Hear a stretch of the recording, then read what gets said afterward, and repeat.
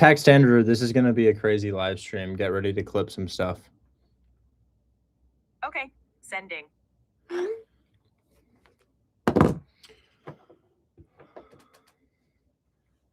Hopefully Instagram pulls through. Actually, I'm restarting that.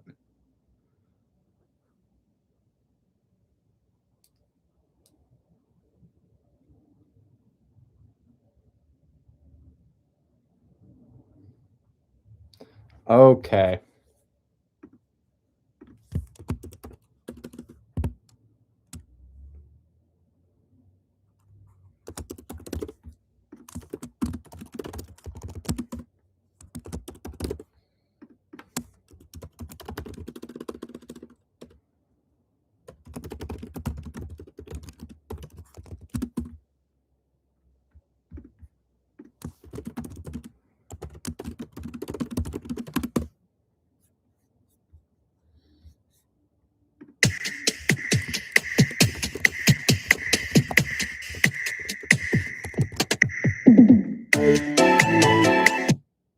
How do I make money? I'm going to explain it in real time right now. I am going to explain it in real time right now. How do I schedule a call? I am available for one-on-ones via the link in my bio. If you would like to chat with me one-on-one, you may. But right now and today is for new members. Right now and today is for new members. At new member, we are explaining all methods of making live. Okay. All right. So this is going to be great, guys. I'm so excited for today. I just got hit with a massive wave of dopamine because I sold my flip. I'm making $52,000. I sold it to a member of Hold My Hand Wholesale because it has a 33% cash on cash return, which is exactly what I intended for. So I am going to be showing everybody all methods today. At least once a week, I feel reinvigorated for this business. Today, I can say I definitely feel reinvigorated. We've also released a custom software called the Marketplace, $5 Cartel Marketplace. And today, for the first time ever, we got an offer on it, meaning that I coded a marketplace from scratch with my business partner, Chris. And today, we got an offer. We got an offer on a property today, which is extremely, extremely exciting. In addition to that, I also sold one of my wholesale deals for $5,000 today and made a buyer connection that's going to pick up so many of your deals. 3 one-on-ones today.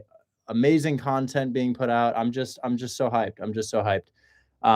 Ups and downs, but right now we're up, and I'm so excited to share with you exactly what is working for me in this business, because I've taken about 5 years almost. It's almost been 5 years, not quite 5 years, maybe 4.5 years, to figure out what works and what doesn't work. And I've learned it pretty well, and I'm excited to share it with you today. So I'm going to go ahead and demonstrate all methods starting backwards today. So we're going to start backwards today, and we'll look at cash. By the way, I did get my offer accepted, and I got approved for lending on my next fix and flip. One of the things that's particularly exciting about that for me is that it's $0 down. It is $0 down. Guys, I have not always been a big fan of cash deals, but recently I am a much bigger fan of cash deals, as I have made a lender connection via social media that funds my fix and flip start to finish. So he did my last one, and I got my offer accepted today for my my deal that I was talking to the realtor with. Do you guys remember Sanford? We were calling on this yesterday, where I'm going under contract. We got the offer accepted late last night, approximately 8 p.m. my time. I got a call from the realtor, and they told me that they needed to be at $56,000. And Garrett texts me. He says, needs more deals. Garrett, I haven't seen you active in the Discord for months. My dog, it does not work like that. I haven't seen you active in the Discord for like a month and a half. You gotta be in this if you want the deals to come your way. Anyways, so let's go ahead and jump right into it, guys. So I think that if you're going to be doing real estate, I don't want you to overwhelm yourself. If you are going to be doing real estate, I want you to keep this as simple as you possibly can. What do I mean by that? You are more likely to burn out from fatigue than you are from failure. Losing a deal, you can bounce back from losing a deal. But losing your motivation, you will never bounce back from losing your motivation. And where do you lose your motivation? By working too hard. By working too hard. Don't get me wrong, guys. I want you to work hard, but probably start with an hour a day, and probably only 5 days a week. It's not to say that that's the most profitable thing to do, but you will burn out. You will burn out. I have burned out before. It feels bad. And I think that you can execute these methods with a singular hour per day. So without further ado, let's jump into it. For all of my viewers on TikTok, for all of my viewers on Instagram, for all of my viewers on YouTube, we are sharing our screen in Discord right now. So you can see the screen share if you want, but it's behind a paywall, which is linked in my bio. We have about 210 people in our audience. Anyways, I'm going to stop yapping and I'm going to jump right into it, guys. I'm so excited. Okay, first things first. I'm going to go hardest to easiest now. Hardest to easiest. So what do I mean by hardest to easiest? Well, we don't typically do this, guys, but I'm going to start with the more complicated deals first. So let's jump right into it. Okay. All right. Let's perhaps price high to low here, seeing what that yields. And I'm going to go ahead and start on Buy Box Cartel Lightning Leads. So welcome to Buy Box Cartel. For those of you who are seeing our screen, obviously we have had a bit of an update in the past couple days. These are all of your deals. These are all of your deals being posted on our marketplace. And I'm really excited for what's to come here, but I'm not here to talk about that today. So first things first, I'm sharing my screen. I'm going to log into buyboxcartel.com. And I'm going to jump into our first deal type, which leads me to mortgage takeover. Mortgage takeover. Mortgage takeover deals. Well, I think the point of a mortgage takeover is to beat the terms of the bank. When you're doing real estate, you have a type of loan that is available to pretty much everybody who's a United States citizen. That type of loan is called a DSCR loan, and it requires a 20% down payment and that looks like a glitch right there. It requires a 20% down payment with a 7% interest rate. I'm going to send this glitch to Chris because it looks like we posted a property for $4,000. I just got to ask about that.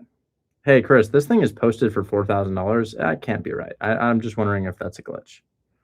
That's probably $40,000. I just had to send him that really quickly.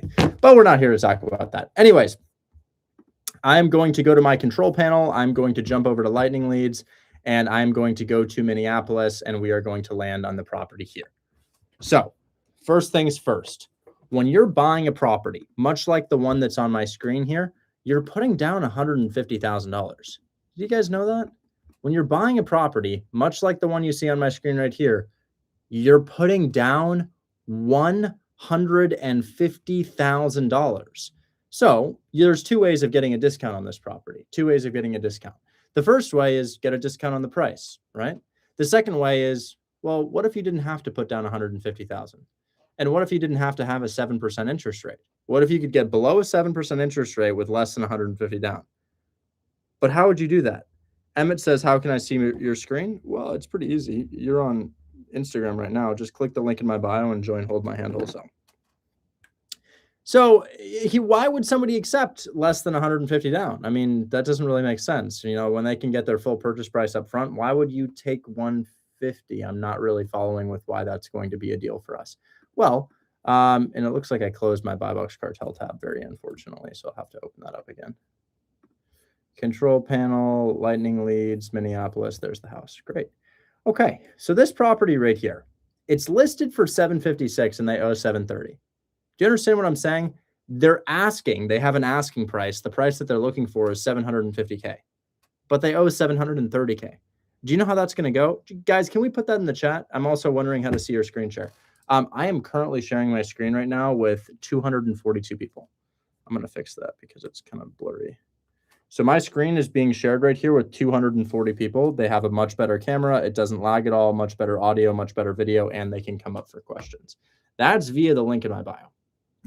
So when you sell a house for $750 and you owe $730, what do you make? Show TikTok too. TikTok, the link is in my bio to join Hold My Hand also, but I'm trying to teach right now. You can see my screen share. Just click the link in my bio. So when you sell a house for $750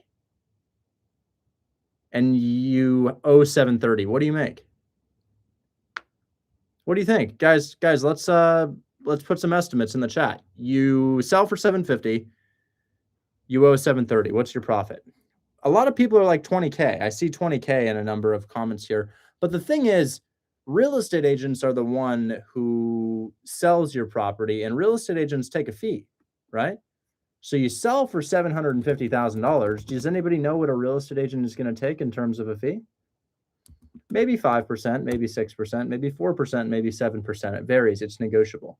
So there, let's assume they take 5%. You sell for 750, 5% of that comes off the top.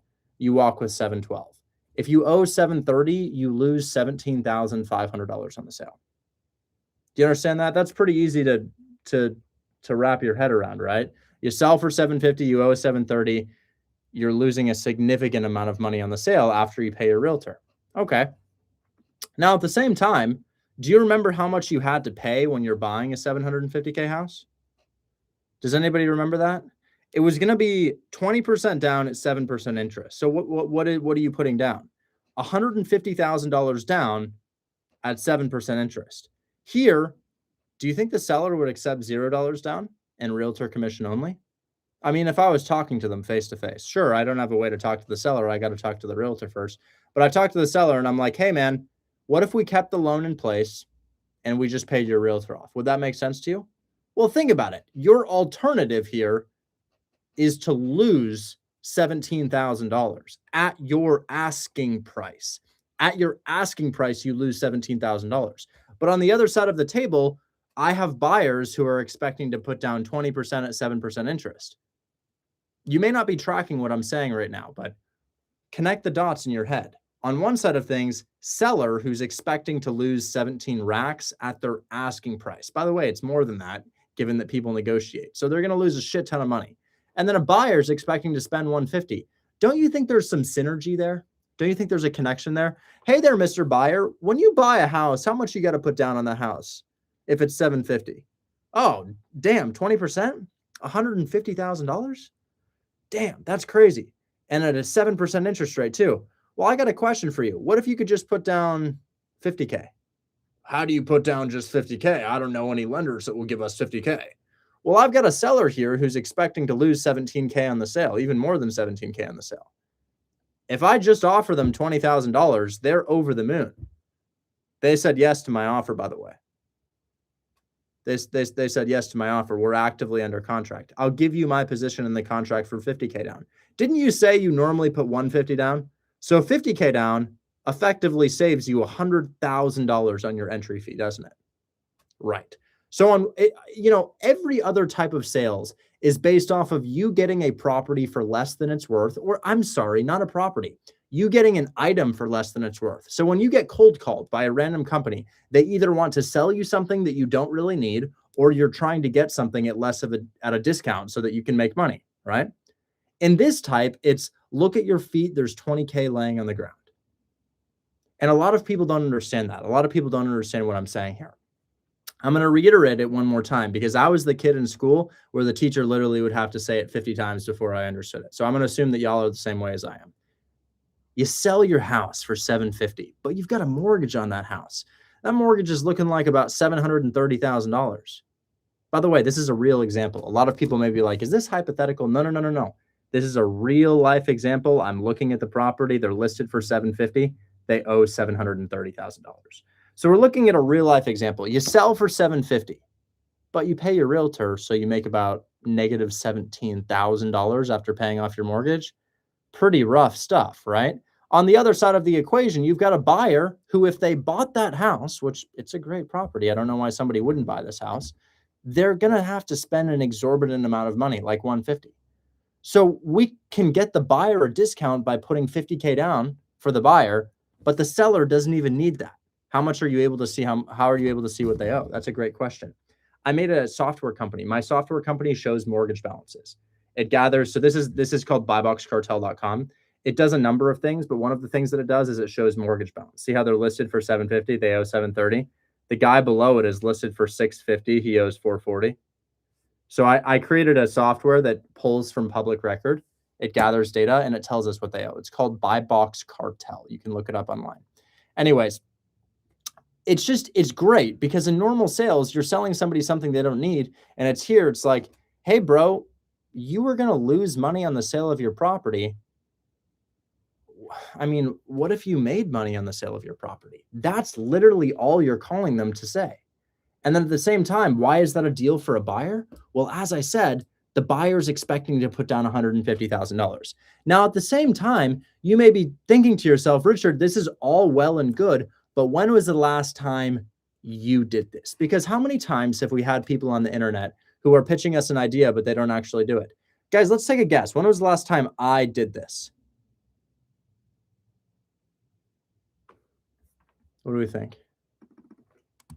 Because this is a nice theory. I've given you a nice theory. It is a nice theory to imagine that this might work, right?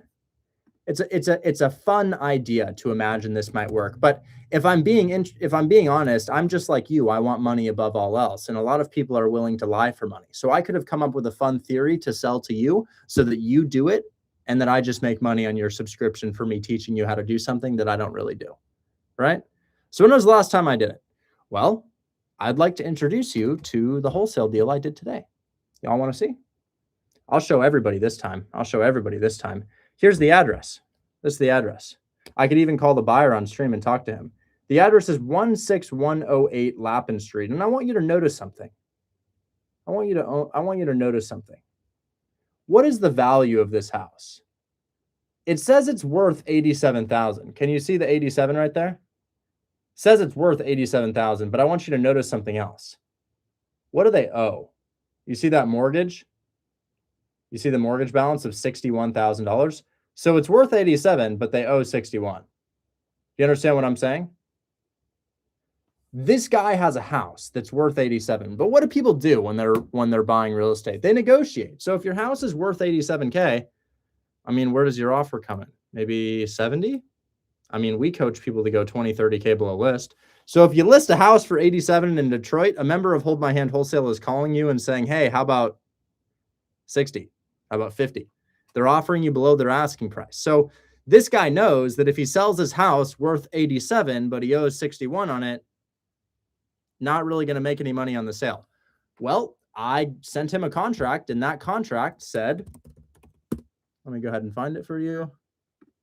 That contract says, I will give you $12,000 to take over the debt. Check out this contract. Look at this contract. I will give you $12K to take over the mortgage. Do you see that? I'll give you $12,000 to take over the mortgage on that property. And what did he say to that? Well, you can see what he says right here.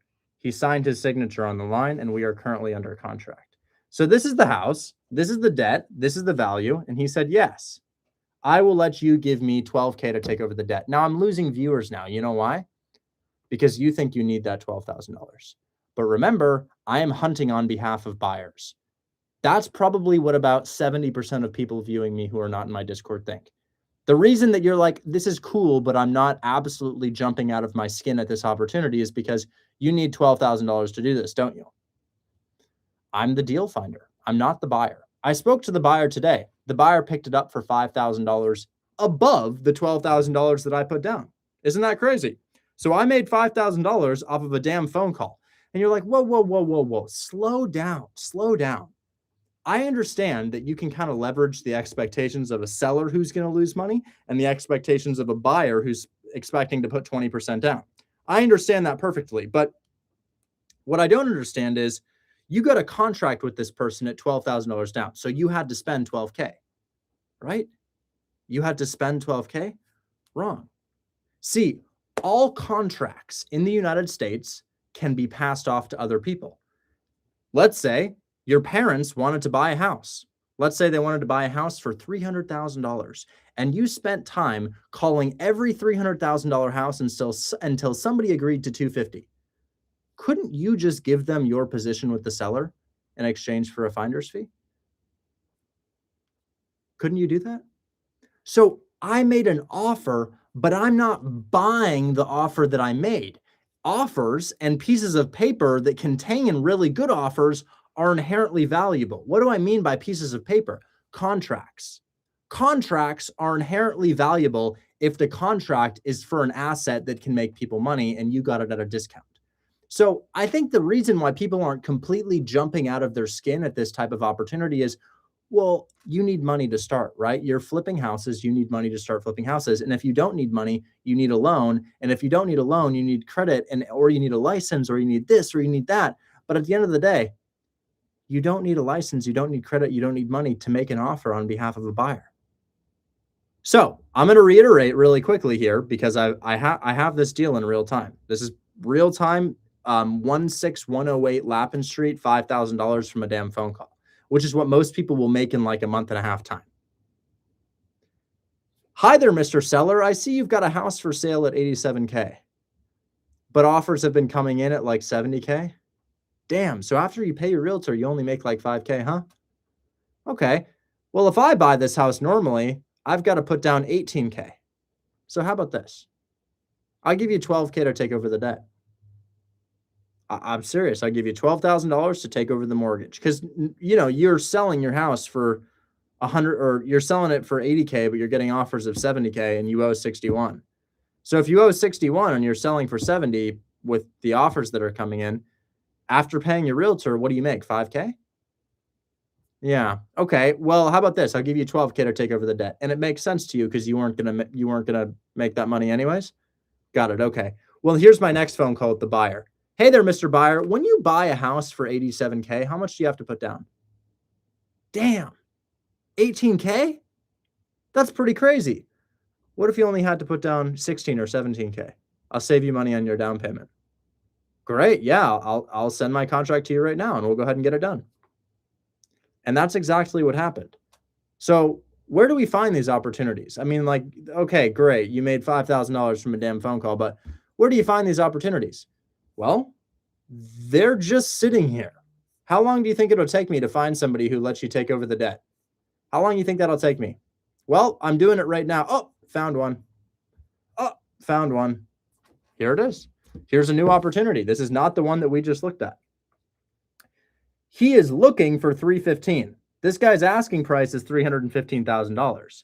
He's got a mortgage on the property of $271,000.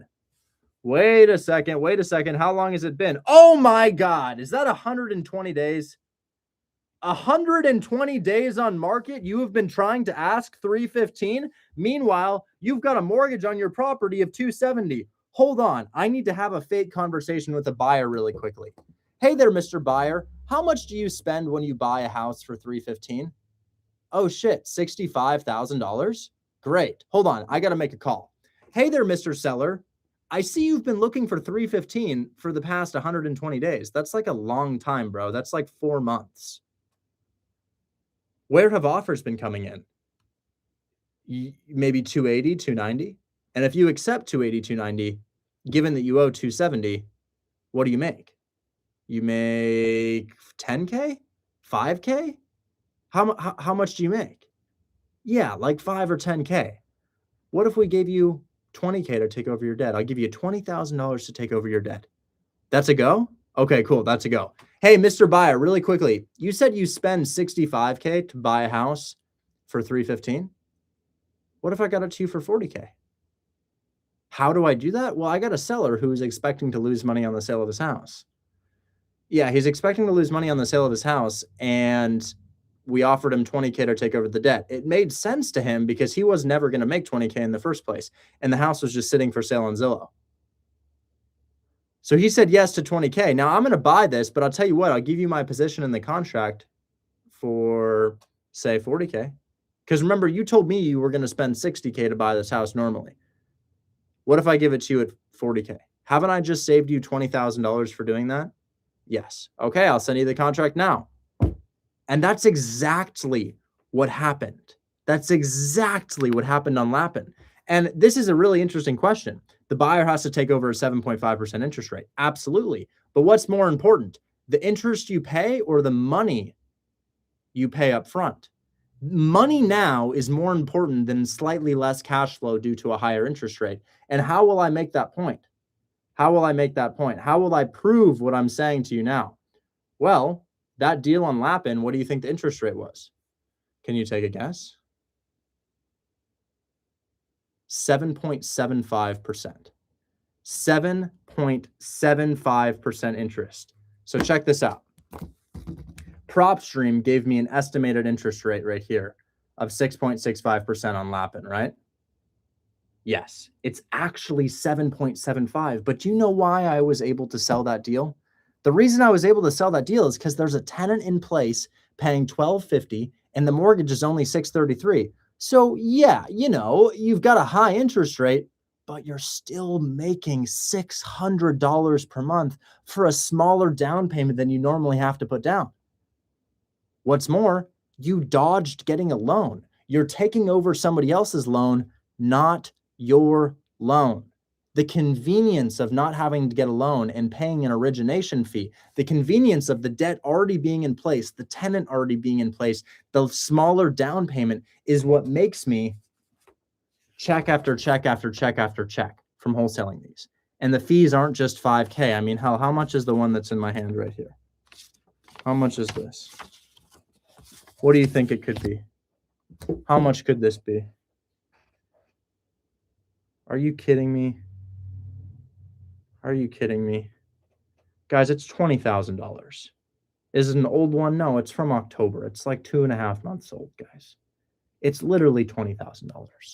So I'm talking about finding deals for real estate investors for more money than you're probably going to touch in your entire life. I mean, who the hell receives $20,000 up front? Who? That's a crazy business. And then on top of that, what type of sales? What type of sales can you call somebody and say, hey, I know you were expecting to lose money on the sale of your property, but what if you made money? What if you made money on the sale of your property? You're expecting to lose 10, I'll give you 10 because my buyer's expecting to put down 40K. And we're simply leveraging the difference in between those two figures. Now, there's something I haven't told you, which leads me to my next method. Guys, we are going to file cabinet this understanding. I am going to quickly pivot to our next method, okay? So to summarize what I just said, some people are in a situation where they're going to lose money on the sale of their house. Some people, not all people, but some people are in a situation where they're going to lose money on the sale of their house. Buyers have to put 20% down. So if they're going to lose, I don't know, $10,000, you could offer the money to take over their debt, which is still less than a buyer would have to put down on a normal mortgage, and you dodge the qualification process. The other principle in this method is sometimes we get lower interest rates. Sometimes, from time to time, we get lower interest rates, maybe a 2%, maybe a 3%. Hell, I have an $8 million portfolio of real estate. My highest interest rate is 3.4%. My lowest interest rate is 0%. How do you get a 0% interest loan? Well, that leads me to my $20,000 check. That brings me to my $20,000 check. Where did this come from? Well, I'll tell you, it didn't come from what I just told you. See, what I just told you generally will make you anywhere from $10,000 to $15,000, but this is $20,000. This is $20,000, and actually, it's $70,000. $70,000. Whoa. What do you mean it's $70,000? I just saw the check. It says $20,000. $20,000 was my cut. The rest of it went to my student Jesimar. So file cabinet this understanding of leveraging low equity houses where they're not going to make money on the sale, low interest rates, and taking over that debt. And we're going to pivot. We're going to pivot. Couple deep breaths. Couple sips of water. We're going to pivot right now.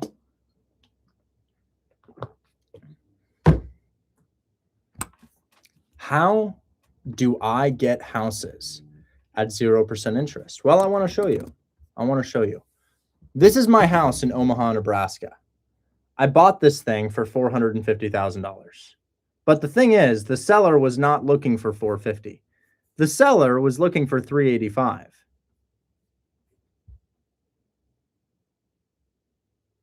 I offered $450,000, assuming we could make payments. Now, I never actually talked about interest. I never mentioned interest. Imagine you call somebody and you say, hey, I'll give you your asking price. Hell, I'll give you a little bit more than your asking price. Just let me make payments. And you never discussed interest. Well, wait a second. If you never discussed interest, there's no interest rate. So that $20,000 check, that didn't come from taking over a mortgage. That came from this deal on my screen right here. Check this out, guys. I just did this deal in October with a student of mine, Jesimar Anderson. This right here is 242 West Main Street in Meriden, Connecticut. Now, I don't live in Connecticut. You know, I've never been to Connecticut. I legitimately have never been to that part of the United States. How am I doing deals over there if I live in Oregon and I'm doing deals in Connecticut, Omaha, Nebraska, Minneapolis? How is that possible? Well, as I told you, I'm not the buyer. I'm the deal finder. So here is the second type of deal I do. Today, we're gathered here to explain the types of deals I do to make money wholesaling real estate on Zillow. The first type of deal I do is I take over debt. When somebody has a good interest rate, when they're not going to make much on their sale, I'll take over your debt and I'll wholesale that debt to somebody else, right? The second type of deal that I do is creating debt. What if there's a house that doesn't have a mortgage on it that's been sitting there for 100 days? I want everybody to bear with me here. Remember that house that had been sitting there for 120 days? What would happen if it had sat there for, I don't know, 200 days? Are there houses in the United States sitting for 200 days? Is that a thing? I mean, what would happen if I went to Punta Gorda, Florida right now, and I looked at the inventory in this market? What would happen? How many houses do you think are for sale in Punta Gorda? Have you guys ever seen inventory like this before? I don't think you have.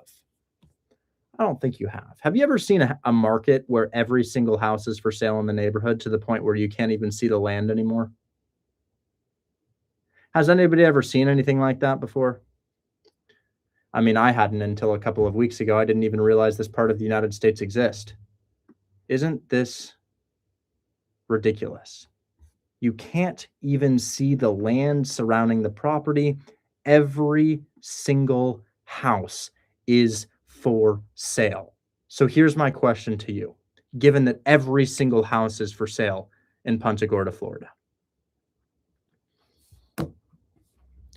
If you had a house for sale, say $400,000, and it sits there for 6 months, and your realtor says, I'm sorry, there's no buyers here. Nobody wants your house because every house is for sale. There's a massive inventory crisis, as in there's too much inventory. And then one day somebody calls you and says, hey, I know you were looking for 400. What if I gave you 450 over 6 years of payments? Your initial thought is, I don't want 450 over 6 years of payments. I want my 450 up front right here, right now. And then your realtor reminds you, I know, but we've been trying to do that for 6 months now. And unfortunately, there's just no buyers here. So what would happen if I called you? What would happen? You have your house sitting at $400,000, 6 months. I call you and I say 450. I'll make you payments over 6 years. I give you 50K down. Is there anybody here who would say yes to an offer like that? I mean, just think about it. Live that reality. 6 months on the market, and I call you and I say, hey, how about we make monthly payments to you? Not necessarily because I want to, but because, dude, it's either this or you hold on to the property. Maybe you don't want the property anymore. Maybe you're paying taxes and insurance and it's through the roof and you don't want those taxes and insurance anymore. Well, it happens all the time, guys. And I'd like to bring you to my next deal. 1068 Venture Court, Punta Gorda, Florida. This is 1068 Venture Court in Punta Gorda. So this property right here, how do you become a deal finder? All of these people in my Discord are deal finders. They clicked the link in my bio. So this property right here, you'll notice it sold for $325, but wait a second. They weren't listed for $325. They were listed for $320. How did you sell for $325 if you were listed for $320, given that you've got 1 million houses for sale in this market? Every single house is for sale already. Well, I called them up about 2 years ago. You know what I said? I had a bit of a discovery. I had a bit of a revelation. I said, hey, you're looking for 320. I could do 220. They said, no, get out of here with that offer. We're not taking 220. Because that's all I knew how to do. All I knew how to do was lowball people. And I was like, okay, I don't really know if this will work, but what if I offered you 325? What if? 325 30K down, 600 bucks per month. We never discussed an interest rate. We literally never discussed an interest rate. And they said yes. They accepted it, and it sold for $325 to Jason Bates. Do you know how much Jason Bates gave me as a finder's fee? For offering above what the house was for sale for. How much did he give me? $25,000 in cash. You want that buyer? I'll give you that buyer. You guys want that buyer connection? I'll give you my buyer. You can DM him. You can ask. You didn't even confirm his ownership on public record. His name is Jason Bates. I sent it to him. He gave me $25,000 in cash. Here's a free buyer. Take a screenshot of his account. Y'all want a buyer who's buying properties right now? This guy paid me 25 racks for the property that's on my screen right here. Isn't that unfathomable? And you know what? He overpaid for the property. It's absolutely ridiculous. House is listed for $320. I paid $325, but not me. Not me. He did. 0% interest. We never talked about interest. And it simply happened because houses are sitting and sitting and sitting and sitting and sitting and sitting and sitting and sitting. And sometimes receiving over your asking price over a short period of time is a really desirable offer. I hope you can understand why that would be desirable. So I'm not getting it. He paid $25K more on a $325K house. No. The down payment was $30K. But remember, how much does a buyer have to spend when they buy a $325K house? Chat, how much does a buyer have to spend when they buy a $325K house? $65,000. Why would the buyer overpay? I'm not getting it. Why would the buyer overpay? How much does the buyer have to spend when they buy a house for that much? $65K at 7% interest. A lot of questions in the chat saying, why does this make sense to the buyer? Why does this make sense to the buyer? So normally when you buy a house, you put down $65K. He only put down $55K. Now here's the next part.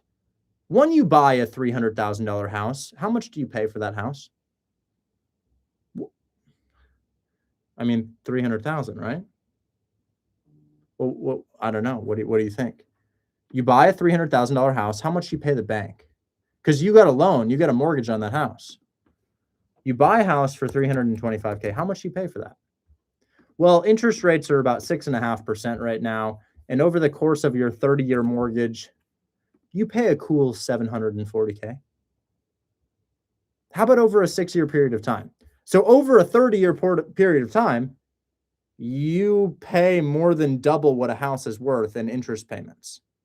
So wouldn't the same principle make sense to just offer a little bit more than a house is worth, as long as we can make payments in the absence of interest? Yes, that would make a lot of sense. If we could make payments in the absence of interest, you would technically save money even though you paid more than the house is listed for. I have a quote. I only have one quote. I've only come up with one quote in my life. A property is not worth its price. It's worth its financing within. I have a question for you. Would you rather pay $300K for one house or $500K for the same house? Huh? Would you rather pay $300K for one house or $500K for the same house? Well, I don't really know. How about this? The $500K is $500,000 with a $50K down payment and monthly payments. The $300K is $300K cash. What would you make more on? Assuming you're renting the property and you're never going to sell it, you're just renting out the property. One of them is $300,000 in cash for the same house, and one of them is $500,000, but you only have to put down $50K. What's going to make more? Well, I'll give you a hypothetical without the house. Would you rather trade $300,000 in cash for $2K per month, or would you rather trade $50K in cash for $1,000 a month? On one house, we have $500K with $50K down. After payments, it makes $1,000 a month. On the other house, we have $300,000 up front. What makes more? $300,000 and you receive $2K per month from that $300,000, or $500,000 but $50K down and monthly payments? Well, in one scenario, you trade 300K for 2,000, and on the other scenario, you trade 50K for 1,000. One of them is a 30% return on your money, and one of them is a 5% return on your money. A lot of people saying, do you need a license to do this? No, you don't need a license to do this. I don't have any licensing whatsoever.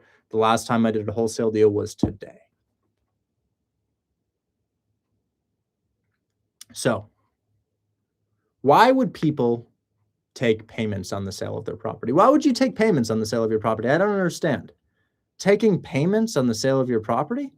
Well, I think there's two reasons. The first reason is your house has been sitting for sale for hundreds of days. I mean, we talked about Punta Gorda as a market. Guys, I just want to stress just a little bit longer to you that you can't see the ground here. Do you see how you can't see the ground?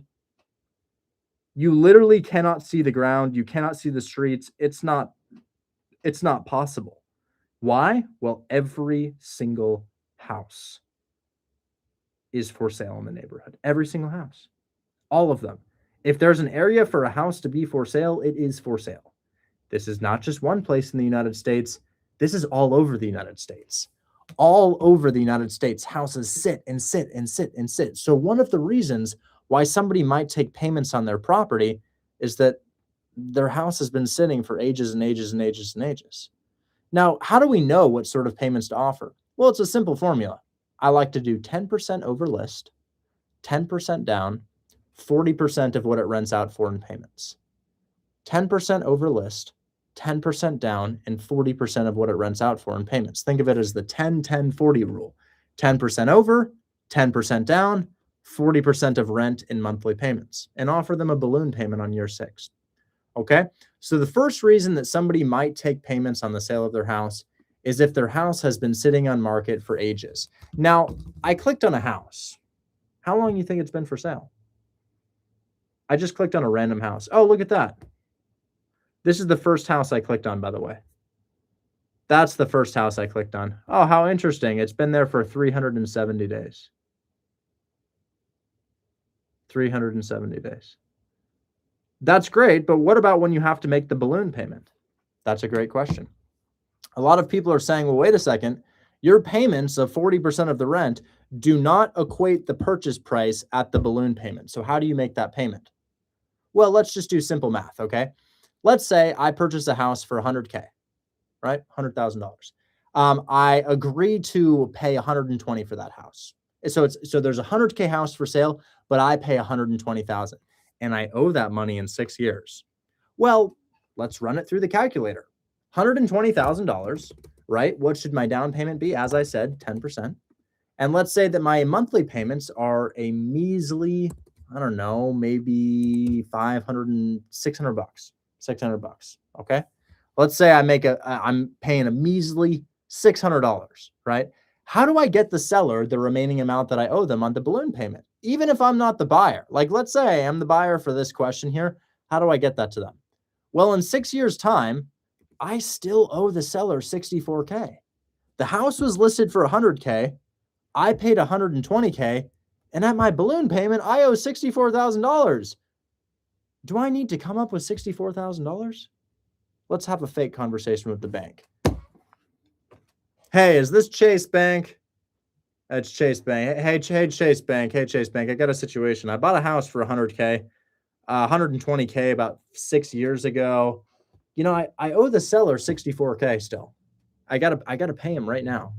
I bought it for 120K 6 years ago. I think right now it might be worth 140K. But I owe 64K. Hey, I got a question. You guys take out mortgages on houses, right? How much could you lend against my house that's worth 140? Because I owe this guy 60K right now. How much could you lend on a house worth 140? Oh my God, 75%? 75%. So if my house is worth 140, that means I can get a loan on my house for $105,000. Perfect. Okay, give me the 105,000. I'll pay you back over the next 30 years. I'll pay off my seller. That's great. Yep, the 60 goes to my seller, the rest goes to me. I'll pay you back the $105,000 over the next 30 years. That's just a mortgage, right? Your mortgages are typically a 30-year mortgage. Great. So that's what we call a refinance. That's what we call a refinance. You're not amortizing the mortgage. How is it that you only owe 60K over 6 years? The math is not mathing. Well, we just talked about this, man. We just talked about this. Here's the math. The math is mathing. It's not that I'm not amortizing it. My amortization schedule is right here. I purchase a property for 120K. I put 12K down. You're not used to owing just 64K in 6 years, but I am. Do you know why?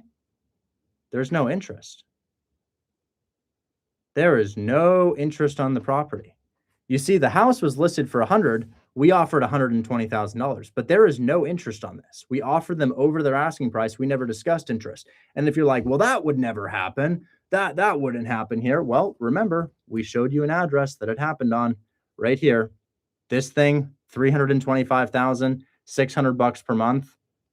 No interest rate whatsoever. So the reason that I owe 64K on a house that I buy for 120 in just 6 years, I don't have an interest rate. We never discussed an interest rate at all. Didn't ever come up. And if you're like, well, dude, that's not going to work. Remember, you have the address, you have the realtor's phone number. It's 1068 Venture Court in Punta Gorda, Florida. The realtor's phone number is still there. His name was Connor O'Shea. So this says, I have a property with purchase price of 190, 0% interest rate, 600 monthly payments, rent is 1,300. Flavio, you've got an amazing property. Look at this. This guy's been following my method. He says, I have a property with purchase price 190, 0% interest rate, $600 monthly payments, and the rent is 1,300. It's an amazing deal. You have an amazing, amazing, amazing deal. So I think there's a couple things to understand here, guys. Inherently, people do not want to take payments for their houses unless the house market kind of looks like this, guys. If the housing market kind of looks like this, who owns the house? I own the house or the person who buys the house. I just need help finding a buyer. Flavio, I could sell that thing in a heartbeat for you. I could sell that in a single phone call. In fact, I'll let the chat vote. Chat, should I sell Flavio's deal right now? What do we think, chat? Should we continue the lesson or should we pause, talk to a person who's genuinely in this scenario and sell his deal? What does the chat say? All right, Flavio, they voted. They want me to do it, man. They want you to do it. Flavio, I'll tell you what, man. I'm going to send you my cell phone number right now. I'm going to send you my cell phone number right now. I want you to call me. I'm going to tell you whether or not you have a good deal. So Flavio, the only thing I need to know before I call you is the down payment. That's the only place I could be wasting my time. You told me the purchase price. You told me the 0% interest rate. You told me the monthly payments. I need to know your down payment. Because Flavio says he has this agreement in place right now. Let's put it to the test. Let's put it to the test. We got a guy here who said I'm selling snake oil. I agree. I'm selling snake oil. The only thing is I'm giving you the addresses and you can confirm the sales on public record. Down payment is $90K. And I'm glad I didn't call you. Okay, so that's not a deal. Flavio, you can't be putting $90K down on a $190K purchase, man. Remember, I said there's 2 points of this deal. 2 points of this deal. The first point is to beat the terms of the bank. The bank wants 20% down. You put down like 60%, 50%. You can't put down 50%. As I said, guys, the most important term in the deal is the down payment, not your monthly payment and interest rate. So he's got way, way, way too high of a down payment. Flavio, it just doesn't make sense. You've got way, way, way too much down, man. You need to get that down, 30K. I don't know, man. Now I'm sussed out. You're telling me 90K, but now it's 30K. Flavio, you can submit the deal to my team on Buy Box Cartel. You can submit the deal to my team on Buy Box Cartel. I just, I don't know, man. 30K is a little steep. It's possible. We might be able to squeeze a little bit of room in there, but it's not a huge deal. Flavio, you might be looking at 5K. You might be looking at 5K. Can I get the address on your deal, please? Let me check the address. If your property is halfway decent, I might still be able to do it. Your down payment's kind of high, man. 30K down, that's kind of a lot. Flavio, what's the address on the property? I'm very curious to see what you have here. Anyways, I want to talk more about how to get people to accept this offer, because there's another nuance that I need to teach you about. I want to show you something, guys. I want to show you something. I'm pretty dumbfounded by what I'm about to show you. Okay, I'm gonna go to Minneapolis. I'm gonna get rid of I've got a $700,000 minimum price filter. I'm gonna put an $880,000 maximum price filter, and we're gonna check out some deals here. And I want to explain something to y'all. So let me remove my boundary. Okay. Check this out. Check this out. So Flavio, remember, if you need a buyer for that, go to Buy Box Cartel, and submit it to the submission portal on buyboxcartel.com. Okay, that's how you can do it. Or you can come show me in my Discord. We might be able to sell the deal, but it's a little bit tight. It's a tad bit tight with your down payment. It's not impossible, but it's a tad bit tight. Anyways, yeah, Jack, I don't get back to my DMs, man. I get about 1,000 DMs per day. I do my live streams instead.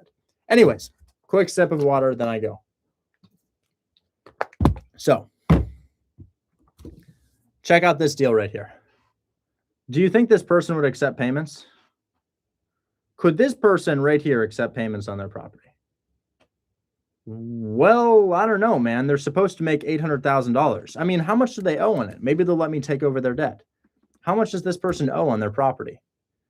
Well, it looks like right here, they owe zero. It says that they don't have a mortgage here. They owe $0 on their property. So it's free and clear, which means it doesn't have a mortgage on it. And what type of loan do we use to buy this? I mean, we've already talked about how buyers put down 20% at 7% interest, right?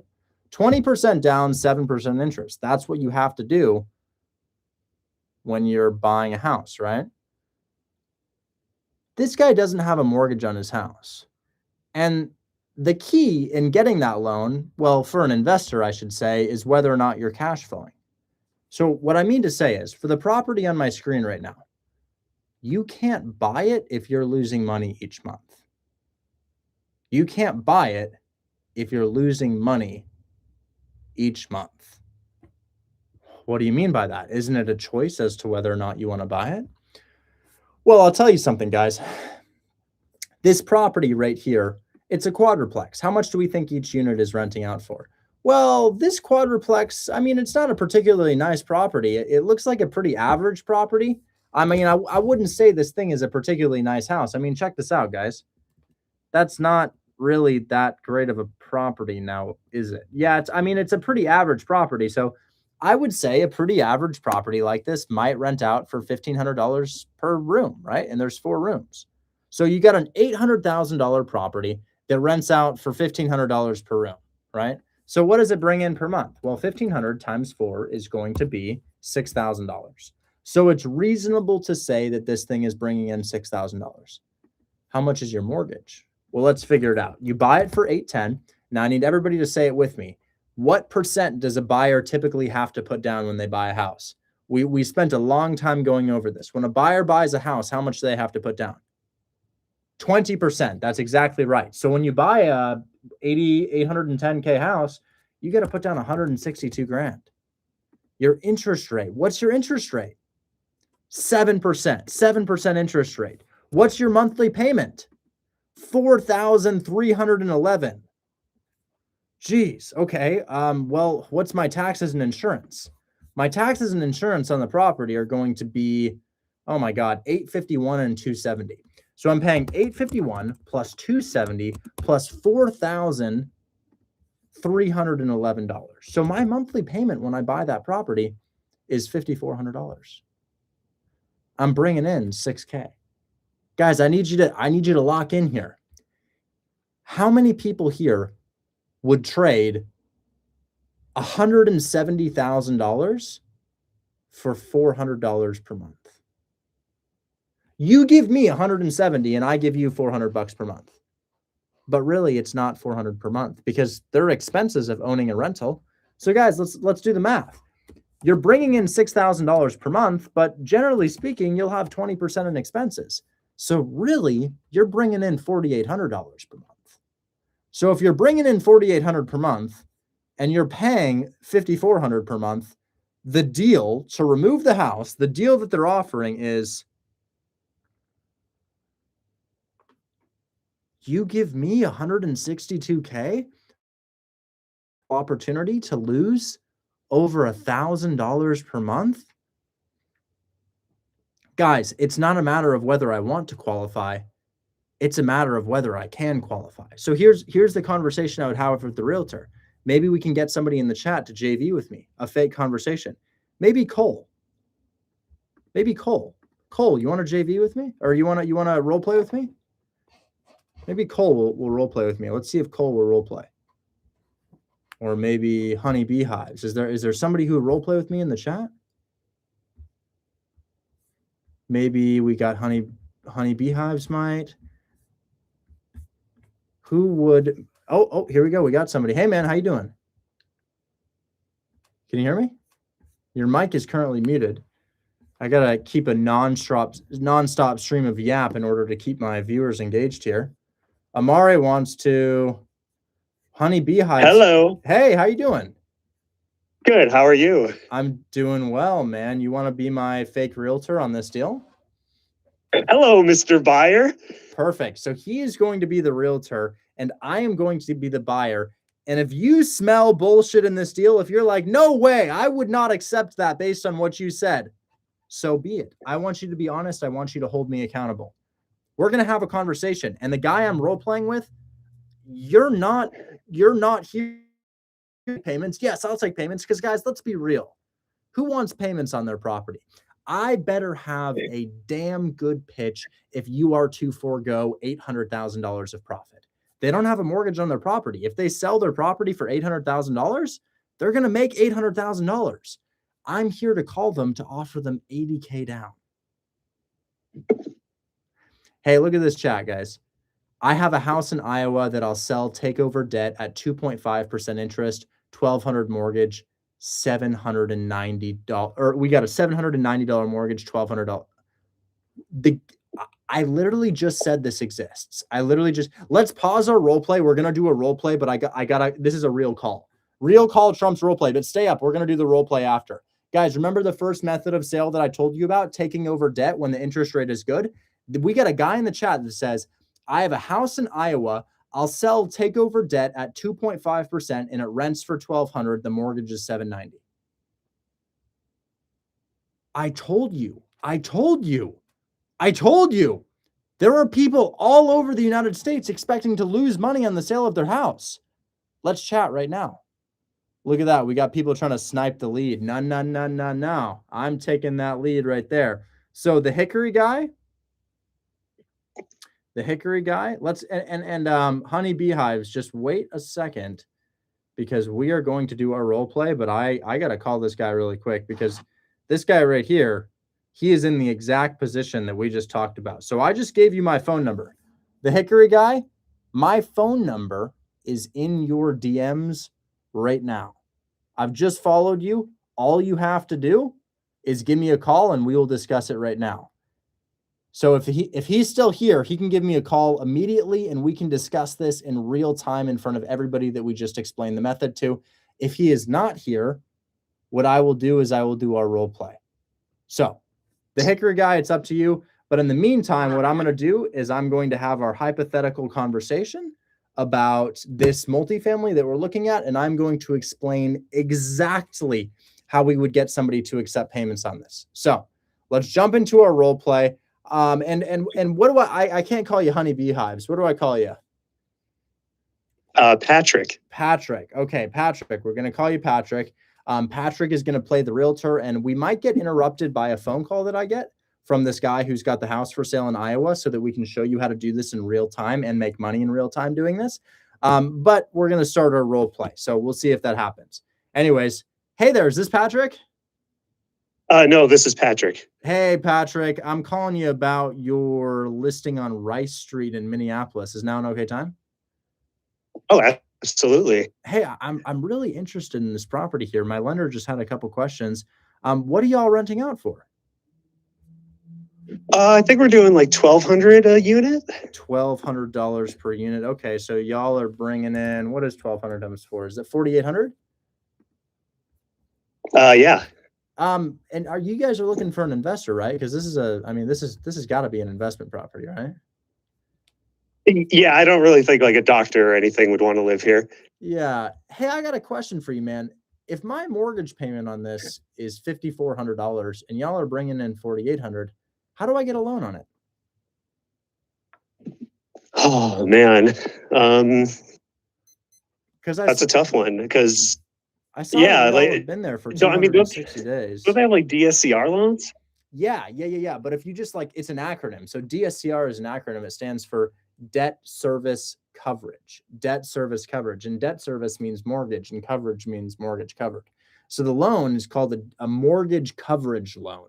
If your mortgage is covered, you get the loan, right? But in this case, I'm about $600 underwater even before I factor in expenses. So, I'm very, very interested in your property at $810,000. I'd love to pay that price. It's just every lender under the sun will decline any buyer, regardless of their credit score, just based on the fact that the debt is not coverage, hence the name debt coverage loan. So, are you guys open to like a low ball on this so that my mortgage can be below what you guys are asking for? No, I'm sorry. The seller, he really wants his asking price. So we couldn't do like, He's 'cause pretty if he's I pretty got it firm for on that. 600, my mortgage would be below the 4,800 that you're bringing in. Huh. It's just they're not willing to go that low at this time. Yeah, they're pretty firm on that price. So how does, because I mean, if I buy it in cash, I'm trading 800K for like 3,200 a month after all expenses, taxes, insurance, and the 20% for management and vacancy. So I mean, if I buy it in cash, it's 810 in exchange for 3,200 a month. I mean, that would go way further in the stock market, like damn near double that in the stock market. So it doesn't really make sense for anybody to buy it in cash. I can't get a loan and I can't lowball it. What were you guys looking for in terms of like a buyer? Like what's the avatar of buyer that you're looking for? You know what's funny is that I haven't even thought about that until just now. Because I don't even know if you could sell this now. What the heck? every time I approach a property, I find that the realtors list it based on comps. That's probably what you did, right? You looked in the area, you saw the Yeah, comps, and you got your report, and you're like, okay, I should probably list it for 800,000, right? right. That's exactly what I did. So for me as an investor, I'm always thinking about the types of buyers. I mean, we've got a cash buyer. It's the rich guy, rich lawyer, rich doctor, whatever it is, who buys it in cash. They got a couple options. They could put it into the stock market, they could put it into real estate. Stock market does 10% each year. So generally speaking, if real estate, that particular cash investment is doing less than 10%, it just doesn't really make sense. So, I mean, as far as a cash buyer, I think they'd buy it in cash, but maybe at half of what you're looking for. And then as far as a buyer with a loan goes, I mean, lenders, given that they're using a debt service coverage loan, I mean, the debt service is not, the mortgage is not covered by the rent, so you can't get a loan here. And then if I lowball you, it's not really something your client is willing to entertain. So I tell you what, you know how much I pay if I get a loan on this property? Isn't it 20% down? No. I mean, with my interest, if I get a loan on this property, Yeah,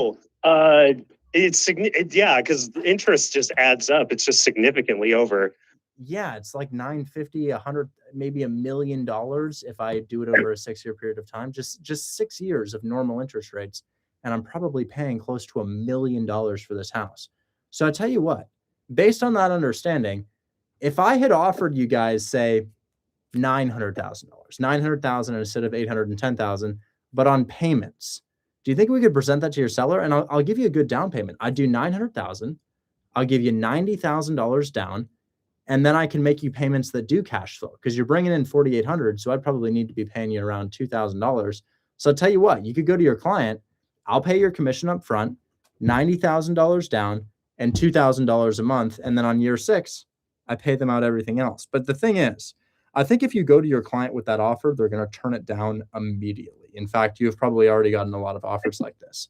So I'd love for you to go to your client and say, hey, this buyer will pay 810 up front, but they just need a lender who will qualify them. And then kind of explain whether or not what is going to qualify somebody. And then after they understand, oh shit, there's really no way to sell this property, we can say, but hey, This buyer did actually offer $900,000 instead of 800,000, as long as we could do it on a set of payments.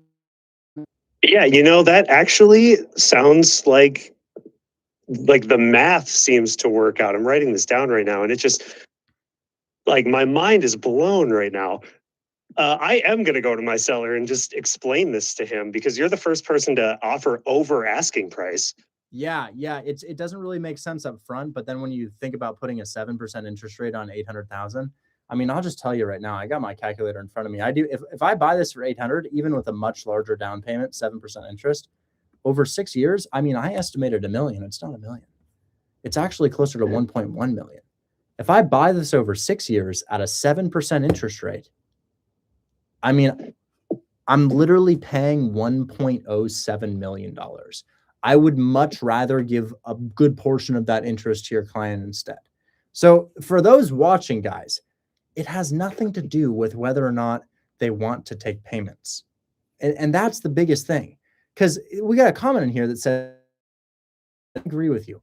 The realtor would be much less enthusiastic. So in reality, you would say, my client doesn't want seller finance. So go ahead and hit me with that one. Let's be real, guys. Let's be so real. Let's represent the reality of this scenario. So let's take a couple steps back, and then let's add a little bit more aggression to this. Let's add a little bit more reality to this scenario. So I say, hey, I'd love to buy this at 810, but my lender won't qualify me or anybody else at 810. So how do I get qualified to buy something like this? Entering back into the role play. Gee, I don't know, make more money. True. I will say, I'm gonna send you a screenshot of my credit score. I've got an 800 credit score right now. I've got 25 properties. Like I'm very lendable. I mean, they can totally lend to me, but the name of the loan is debt service coverage. It's mortgage coverage loan. If my mortgage is above what I'm renting out the property for, they fundamentally, like based on lending guidelines, can't give me a loan. So what I'm proposing is, like, instead of 800, I would do 900,000 on a short-term set of payments. You think we could present that to your client? My client doesn't want payments. I know, and neither do I. Like, I literally hate the idea. I'm ready to buy this at 810. I tell you what, let's scratch the idea of payments. I don't even want to do payments. I mean, I'm literally overpaying for the property. Why would I want to do that? I'd much rather get this thing for 810. I just need a lender who can qualify me. Do you guys have a lender who doesn't really play by lending guidelines? Like, they just kind of do what they want and kind of ignore the lending guidelines? I know a guy, but I don't want to hit him up. Does he chew, no, does he I don't- chew on a I don't think toothpick so. and flip a dime? What'd you say? Sorry. Does he chew on a toothpick and flip a dime with one hand and kind of have a top hat? And he Yeah, and leans he's got snakes on his boots. That's fire, man. That's fire. Well, here's what I'm saying, man. I don't want to make payments to your client. Like, what a terrible idea. Like, overpaying for a property is a horrible idea. I guess what I'm saying is, you have 3 avatars who could buy this. I mean, 3 types of people who could buy this. You got your buyer who could pay cash. And the buyer who would pay cash has to be unaware of the stock market. I mean, if we put 800 into the stock market, we get 80K back year one, right? If we put 800 into this, we get about 36K back year one. So the stock market doubles this, right? I'm saying, essentially $3,000 per month times 12, 36K back year one. Best case scenario, 40K back year one. So the stock market more than doubles this investment in cash. Now, I had asked earlier, but would your client be willing to take a low ball to the point where I could qualify for a loan? No, he's pretty firm on his 810. And that's our second avatar of buyer, the person who's going to lowball you. And then the third avatar of buyer is me. I want to seller finance. I would like to offer you 900,000 on this over 6 years of payments. But remember, I acknowledge and I understand that your client would never, ever, ever, ever want to forego the 800 that they're supposed to make up front, and that there's pretty much no incentive for them to take that offer. But I also want to acknowledge that what else can we do? So I don't know, man. I think seller finance killed my my client's family. It's terrible. It's really a horrible thing. Yeah, it's just a left and right, It's just a terrible thing. And as a buyer, I am so open to solutions. So I mean, maybe we could go to your seller with this instead of my offer. Maybe we could say, hey, buyer's ready to go. He's bankable. He just doesn't have a lender. And then maybe your seller could try to find me a lender. Because we go down that path, your seller finds me a lender. I send them the letter from the lender that says, yeah, this is an underwater deal. My guidelines prevent me from granting a loan. And then where do we go from there? Well, I'll tell you where we go. I encourage your seller to hold on to the property. I say, hey, why don't you hold on to the property? And then they say, no, I need to because fill in the blank. You probably know better than I do, right? And then we pivot back to seller finance because I get it. The idea of seller finance has been presented to your seller time after time after time after time. But understand, we've got three options here. I can lowball you, but I bet they don't want that even more than they don't want seller finance. They can hold on to the property. Maybe they want to hold on to the property. I don't know if they want to hold on to the property, but they could hold on to the property. Or instead of 800, we get 900. So it's like there are three options, and we can stick our head in the sand and say, no. But at the end of the day, those are our three options. A lowball, happy to be the guy who provides that. They hold on to the property. Hell, I'm of that mindset. That's not a bad idea, holding on to the property. Or if they absolutely have to free up some cash, absolutely have to let go of this thing, I'll pay 900 instead of 800. Not because I want to, but because what else can we do? And beats me. That's how it would actually go, guys. In reality, I agree with the comment that said no realtor ever. Because in reality, the realtor is going to say, so we've been presented this a number of times, and it's not something that my client is interested in. So thank you so much for your time. And I'll say, I get it. I hate that idea too. And they're going to say, huh? I'm going to say, yeah, I know. I agree with you. It's like a terrible idea. Why would they want to sell or finance? I totally understand. I mean, can you imagine you're supposed to make $800,000 and then you're getting calls from people all day saying, how about you make 80? And really it's 60 after they pay your realtor.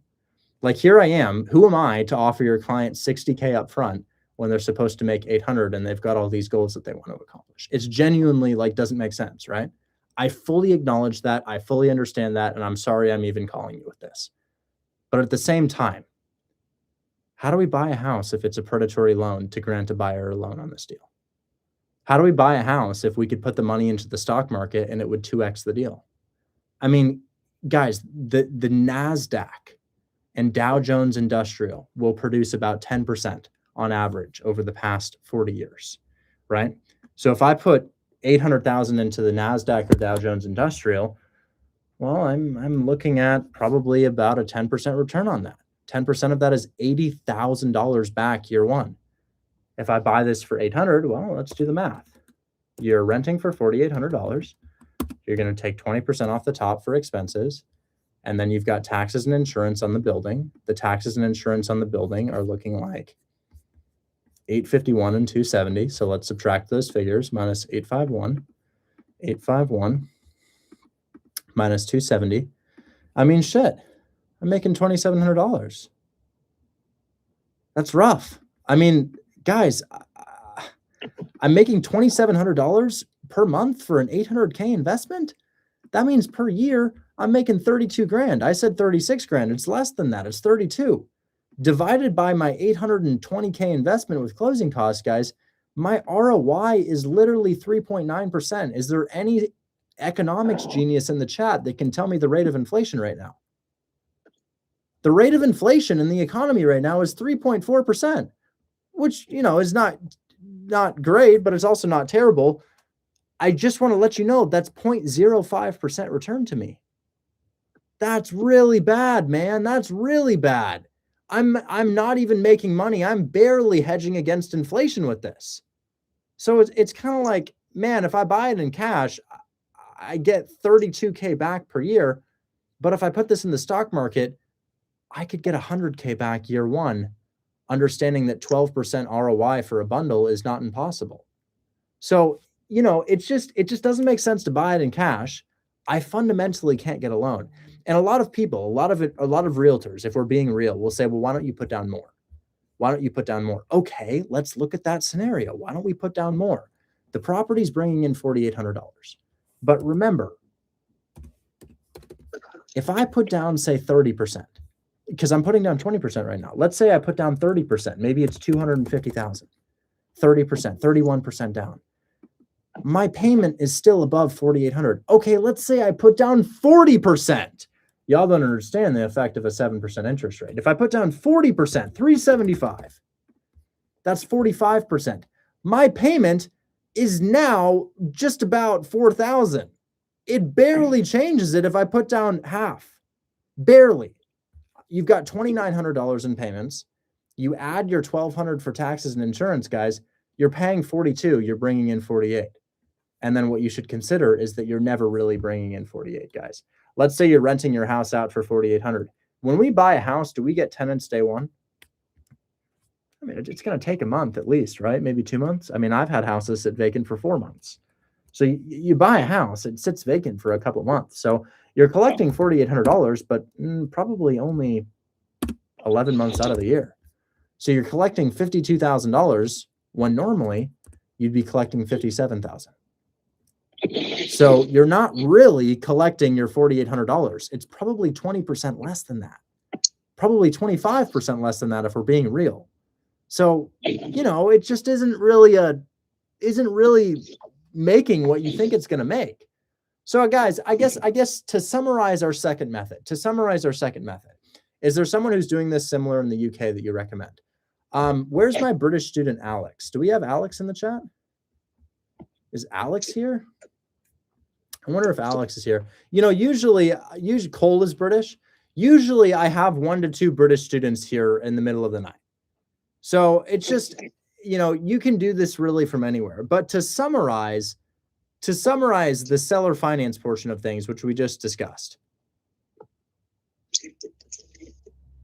houses will be seller financed for 2 reasons. Look at this. This guy's from Bangladesh. This guy's living in Bangladesh. And this kid right here, Cole, he's 15. This guy's 15 years old and he's in England. We got a 15-year-old British kid doing this right here. He says, I'm 15 and he's from England. So guys, look at this. We got Mitchell right here. This guy Mitchell's doing it from across the world too. Guys, you know what else? Probably one of the hardest places to do this from is Kenya. Not only the stigma associated with your accent, which is very unfortunate. I wish there weren't stigma associated with your accent, but not only the stigma, but also the socioeconomic status of your country is such that it's kind of hard to get in contact with people from the United States and have them take you seriously and get the resources needed to do so. The tools and the apps and the softwares and such, right? They may not be as gifted as we are financially due to imperialism and various other things, but that's not the point. What I mean to say is the last house I bought was from a guy in Nairobi, Kenya. I'm serious. 13605 Tacoma Street, which I contracted today with the buyer, by the way, who's probably in here. What's up, Saeed, if you're in here? I mean, that guy who found me this deal, he's literally in Nairobi, Kenya. So the 2 reasons that people might want to seller finance is, 1, you're in a market like Punta Gorda or Punta Gorda. I don't really know how to say the market. I've never been to Florida, but you're in a market like Punta Gorda, Florida, and literally every house in the entire city is for sale. And because of that, there's not enough buyers to go around. Your house sits and sits and sits and sits and sits and sits. Call one of those people and present seller financing. Probably only 20 calls away from getting a yes. The last time that I got a yes in Punta Gorda on 1068 Venture Court, Jason Bates gave me $25,000. It was absolutely insane. I had never seen money like that in my entire life at that time. It's just ridiculous. And then the other reason is you may have a house that fundamentally can't be sold because it's for an investor. I mean, look at the interior of this property, guys. It's so lame. You live in a parking lot. The house is in a parking lot, and the interior of it is like, it's just college living. It's just college living, and college living is fine, but understand that it's college living, and in that it's college living, well, it's not going to sell to somebody who can afford an $800,000 house. So your 2 reasons, either the market's extremely saturated, and your second reason is, well, I can't qualify for a loan. And that brings me to my third deal. So I buy houses with loans. I actually do what I told you about. I want to show you my most recent contract. So I went under a contract for this bad boy at 56 today, which is not a very big discount, right? Doesn't that mean you could have gotten it at 55 and I would have paid you a finder's fee? I mean, think about it. Guys, I'm so serious. I got my offer accepted on this house at $56,000. And you're like, what, Richard? That's not a good discount. The discount doesn't matter if you're the buyer. The numbers matter if you're the buyer.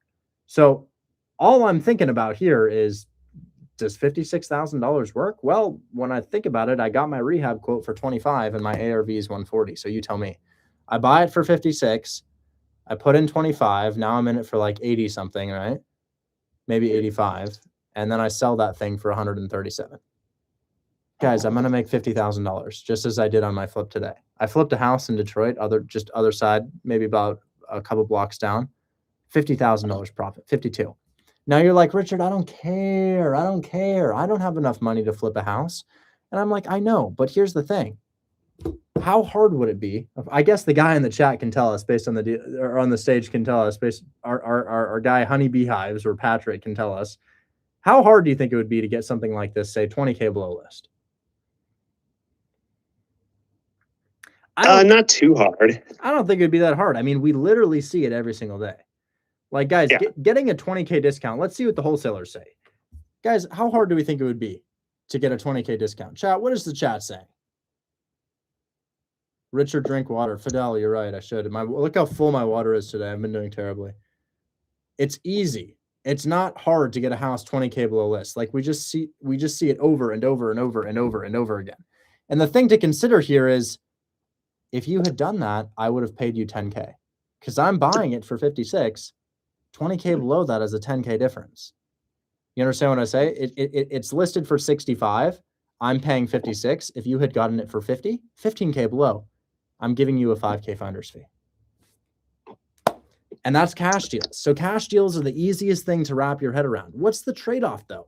It can't be that easy for that much money. We would only be doing cash deals if that were the case. Well, I want you to consider this.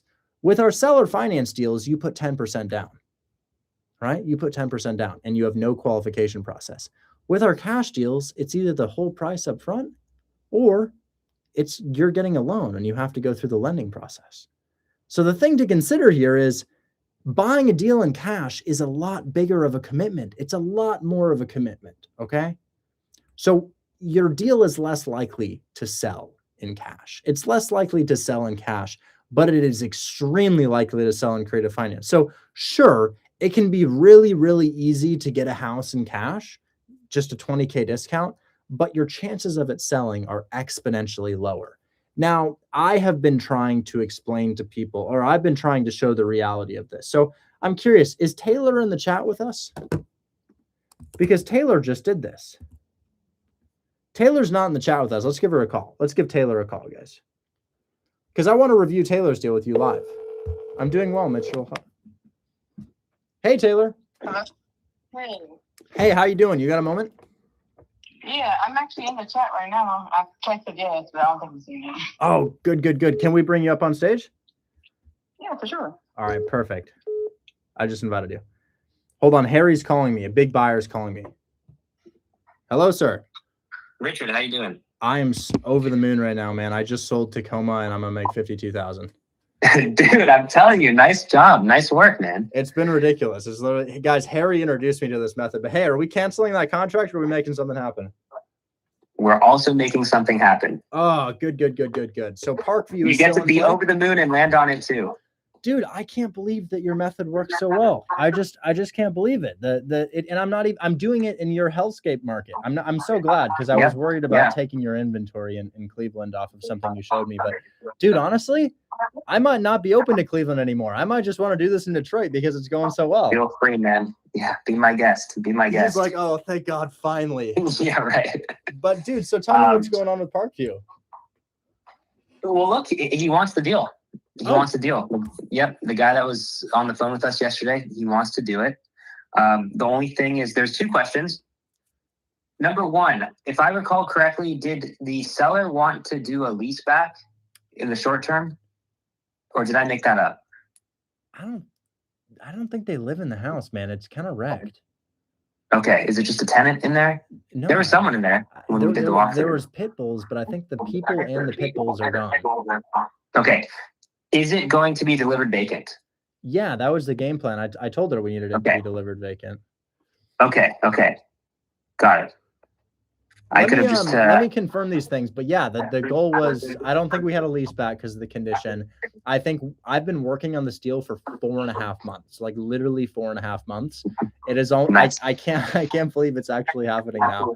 But no, the pit bulls got removed, the tenant got removed, and it should be vacant at the close of escrow. Okay. All right. Sounds good. So let's talk about also, that TC fee. I have my own in-house TC Oh fee. yeah, yeah. My I own don't in-house mind TC at guy. all. We can get. Okay. I mean, you can tell Lexi that I said I don't care whatsoever. We can get rid of it. Lexi's usually the one who's like, well, we should do this and we should do that. But I will say they're my contract people. Okay. Right. So let's just. I think it makes sense to come to some sort of middle ground. Like, just charge me what you usually charge me, and because I have my own TC in-house, just don't tack on anything because it's a trust. Yeah, that's my request. Yeah, absolutely. I have no problem with that. Do you think that you'd be okay not using your TC and just using this one if the fee were similar? Yes. Okay, great. Yeah, that's fine. That's fine. Great. Okay. Cool. I just got to stand up for my guy, No, dude. I'm so fine. If you're like, we won't pay a dime of this, that's totally fine. I don't care. All right. Well, they do your contract, so I'm not going to have them out. So just. Yeah, and they communicate with title for us. I would just say, like, I mean, I don't know if this is possible, but if your TC was like, yeah, I won't do this one, but we'll have our TC over communicate with you and make sure that they take care of your guy. That would be awesome. But really, anyway, is fine. So I'll prompt the conversation in chat. Yeah, sounds good. Yeah, and then we'll just go from there. But I'll let everybody know that we're good to go. Yeah, cool. Hey, congrats on Tacoma. That's huge. Welcome to the side of flipping. Dude, oh my goodness. I mean, I had some robberies, but at the end of the day, dude, that's 50 racks right there. And guess what? I got a yes on my next one. I got another one, and my contractor already gave me a bid for $25,000, and we're gonna go do that one too. I'm curious, how did you find the buyer? I made a video, and I actually, maybe you want to take a page from this book. The video, when you start a TikTok or Instagram and it's like, I have a house for sale, immediately like 80% of people are turned off, right? Because they know it's a big financial commitment. Right. Yes. So I said that I started the video kind of like, well, what do we think is better? I said at one point in your life, you're going to have money to spend, right? Maybe not right now, but at one point in your life. And what do you think is a better investment, the stock market or real estate? So I went through the stock market. I went through the NASDAQ. I went through the Dow Jones Industrial. And I was like, you'll get anywhere from 6 to 12% based on these bundle of stocks over the past 40 years. And I cited my sources. And then I said, well, what would you get if you bought a duplex, say a duplex for 150 in Detroit? And that duplex was the exact numbers of my duplex. And then I showed the duplex at the end and said, this is available. Let me know if you want it.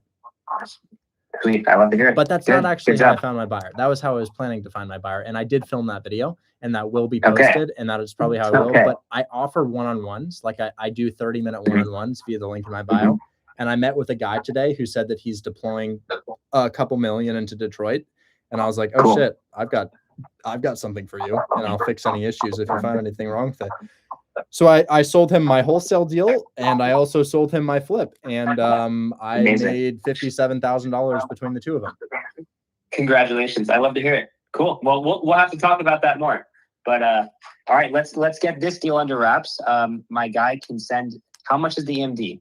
I have no idea, but okay. I prepped him. I said he might have to send it as soon as today. So we're doing it. I think you're fine, dude, because here's the thing. Actually, I don't think you have to send it as soon as today, because if we're already past our inspection, these guys have been so friendly with us that they'll probably extend. But we'll figure it out. I'm going to go ahead and call Lexi and figure out the situation on the deal, and then we'll loop everybody in. Cool. Great. Sounds good. Can you text me his phone number one more time? I think I lost it. I've got like a ton of texts. So the end buyer? Yeah. I forgot his name and phone number. Yeah. Okay. What's his name again? Monroe. Like Marilyn Monroe. Yeah. Perfect. I'm glad. Because dude, canceling contracts at my stage is so embarrassing. It's so because you're like, you've got this reputation, and then you're like, just kidding. Hey man, well, I'm happy I could deliver, and I'm not even the end buyer on this one, so I still delivered. So I'm very happy. Stick with my word too. But I never have any hard feelings when I cancel it, because I know that it's just part of the game. Right. Well, look, you and I are both very reputation driven, so I understand. Anyways, I'm gonna get this assigned to your guy. We'll go from there. Thank you so much, dude. I genuinely appreciate it. Great. No problem. Take care. See ya. Bye-bye.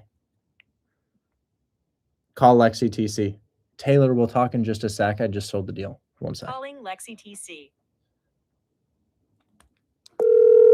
So now I'm just now I'm literally just doing it in real time.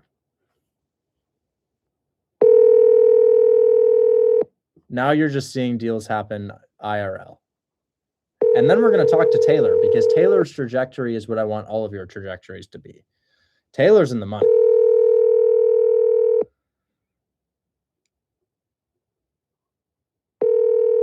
She may not be available. Your call has Okay, been let's call Clarissa.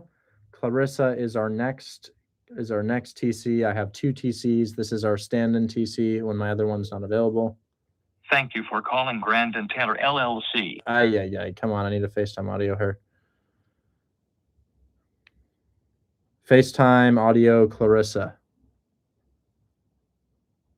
starting a FaceTime audio call to Clarissa Convento.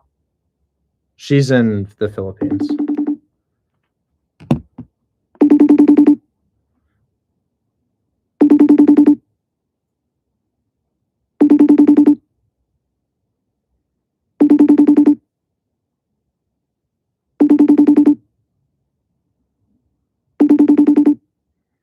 Well, we'll have to add everybody to a group chat. I wanted to save some time just by telling them. Oh, we have them all in a group chat already. Hey guys. Harry's buyer Monroe is going to move forward with this deal, but he wants to discuss the TC fee. Harry is a friend, and I'm okay reducing it. I think they'll still pay something, but we need to negotiate this a bit. I believe the entry is still 10K. We're just changing the buyer's name.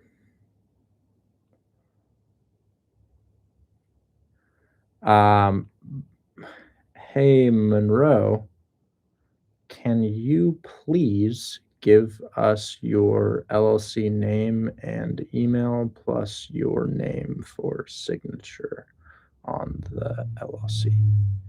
And then at Clarissa, at Lexi, let's do an amendment to change to Monroe's.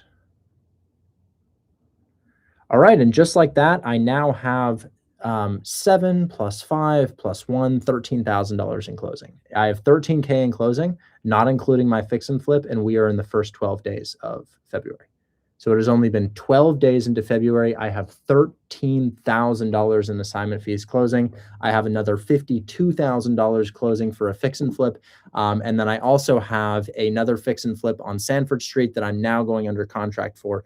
And this is really what's got me through the roof today. I can't believe it. I just can't believe it. It's just deal after deal after deal after deal after deal. And what's more, I'm supposed to get my original YouTube account back in 1 to 2 weeks. So I'm super, super hyped about that. Anyways, we have an amazing story for you today. I am joined by Taylor. Taylor has been here for approximately 25 days. Is that right, Taylor? Yes. I will check this guy's deal in just a sec. So Taylor, I don't know too much about you outside of real estate. Tell us, can I ask how old you are? Is that okay? Yeah, I'm 24. I'll be 25 in July. Oh, no way. I'm 25 in July. When's your birthday? 22nd. Oh, wow. You are 7 days younger than me. You are exactly a week younger than I am. So I'm July 15th, 2001. You're July 22nd, 2001? Yeah. Okay, perfect. So Taylor, and where are you from, Taylor? Florida. She's from Florida. So we got a 24-year-old out of Florida named Taylor, and you've been in Hold My Hand Wholesale a little more than 3 weeks, approximately 25 days? Yeah, and add on, I'm a mom of 202, so. Wow. Okay. So you got your hands full, literally. I think we've heard that from your camera from time to time. Now Yeah. you joined, and guys, what I think is interesting is that some people are continuously up on stage, like over and over and over and over and over again. And people are like, Richard, you never bring me up. Taylor, how did you get in front of me so consistently? Were you just continuously commenting until I saw it? Yeah, pretty much. So I think a lot of people saw her on stage like every other day. It's like, oh wow, there's Taylor again. Oh wow, there's Taylor again. Oh wow, there's Taylor again. And she disappeared for a period of time after she got her deal under contract because I think she kind of learned what she needed to do to make a deal happen. But Taylor, I understand you have a deal in closing. Is that correct? Yes. How much is your deal in closing for? $5K. $5,000. So $5,000 profit, and you're a little bit more than 3 weeks into Hold My Hand Wholesale. Oh yeah. And typically, how long does it take you to make $5,000 saved up? Like, I mean, as a lump sum normally. I've had at most like 3,000 saved up, so I haven't even hit that. So throughout her entire 24 years of life, she has never saved up as much money as this deal is selling for. And she got this as a complete beginner 3.5 weeks in. But I mean, Taylor, didn't you get this under contract like over a week ago? Yeah, I got on a contract. Like it took like a week to work out the details, and then she was good to go. Because they listed it for 80, and then I went for like 55, and then they were like, "Well, I really need it to be a 65, so I can cover the hot water heater and the furnace and all that." And I was like, "Oh, we can cover closing costs, we can cover all the repairs, all that." And like, okay, so I was like, "What about 60?" And then he was like, "Okay, yeah, 60 works." And there you go. But Taylor, I will say, if they had said yes to even like 58, like let's say you negotiated a little harder, $7,000 right there. So it's crazy. Yeah, I know. It's crazy. You're probably looking back, you're like, oh my God, I probably could have forced that. Yeah, when I realized I can do just do like an extra 2,000, extra 3,000, then I'm like, yeah, I definitely should have done that instead of just the whole 5. But hey, it's okay because we're closing. It's amazing. So Taylor, because we're in closing and the realtor knows you're wholesaling it, so literally nothing could happen. Do you think it's safe to share the address? Because I remember the realtor kind of got wind that you were wholesaling it, but we kind of saved that, or you kind of saved that situation with an addendum here. Can we share the address on this just to review what you got under contract for everybody? Oh yeah, go ahead. I don't remember it. What is the address? It is let me see. It is 11718 Manor Street, Detroit. There it is. Okay, so guys, check this out. I want everybody to see this. So Taylor, being 3.5 weeks in, or really 2 weeks in, when she gets this under contract, she joins the live stream and she's very, very persistent. She's like, hey, check my deal. Hey, check my deal. Hey, check my deal. Hey, check my deal. And eventually we just brought her up to look at her deal. And I remember you showed me this and I was like, oh, no way. No way, no way, no way. And the reason I had such a crazy reaction to it, guys, is that, well, look at the rent on this thing, guys. When I look at this on Zillow Rental Estimator, what is this thing going to rent out for? I mean, it's kind of a crazy amount if I remember correctly. Yeah, guys, this house is literally renting out for $1,400 per month.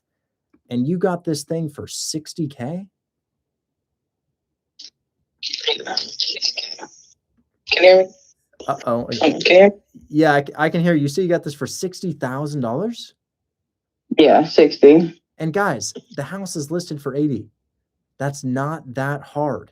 You call them and she hits them with $55,000, which is fine, right? But they negotiate to 60. She says yes to 60. She sends it to me and I lose my shit. I'm like, no way, no way, no way, no way. No way she got this, because I'm really excited because one, this is massive proof of concept. Somebody who just joined brand new, who is just like you about 3 weeks ago, already has a deal in closing. And the reason it was such a good deal is twofold. One, she got an okay discount, 20K discount. What do I think about a 20K discount? It's fine. It's probably bare minimum. If she had done 15K, I would have been like, yeah, I don't know. You probably need a little bit steeper than that. But 20K probably works as the bare minimum discount. But the real kicker here is, let's run that cash on cash return at her numbers. At her numbers, we'll run the cash on cash return, because who knows? Maybe Taylor would buy a deal like this one day. Taylor, you think you'd ever buy something like what you got under contract? Yeah, I'm already trying to plan it as I get more hit sales. Because here's the thing, Taylor, if you do 3 or 4 of these things and understanding that you got a very small fee this time, it could be 10K next time. Maybe you do a creative finance deal next time. You'll have enough to buy something like this. Remember, guys, it's only 12K down. It is only 12K down to buy something like this plus closing costs. So maybe 17K down. We're talking 3 or 4 deals to buy a deal like this. And then, well, how much are you making monthly passively? I'm going to find out. Let's say it rents out for $1,400, which is probably less than Section 8 would pay for it. We're going to take 20% off the top because shit happens to your properties, right, guys? Vacancy, management, all kinds of stuff, right? So $1,120 per month is what you're bringing in. And then you subtract your taxes and insurance of $250, and then you subtract your mortgage payment on this thing of $319. Guys, on this, oh my God, what just happened? 1,400 rent multiplied by 0.8, subtract your $250 in taxes and insurance, and then subtract your $319 mortgage payment. Guys, this thing makes you $500 per month passive. You multiply that by 12, it makes you $6,000 per year passively. You divide that by the total cost of buying this, which is $17,000. Guys, the return that Taylor secured, it's 38.9%. It's literally a 39% cash on cash return.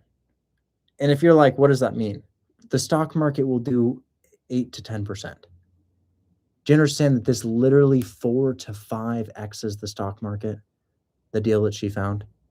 It's unbelievable. And it's not even that much of a discount. It's just you happen to hit a property that had good rent. The reason why this was such a deal, Taylor, is because of your rent. That amazing normal rent that you get on the property of $1,389 per month. It's great. And it's really illustrated by all the properties around here. I mean, you got 1,500, 1,200, 1,300s all over, 1,300s even above too. Is that a 1,700 too? It's just ridiculous. They're all over, showing that you're definitely going to be able to get that $1,300, potentially even $1,400 figure, which yields almost a 40% cash on cash return.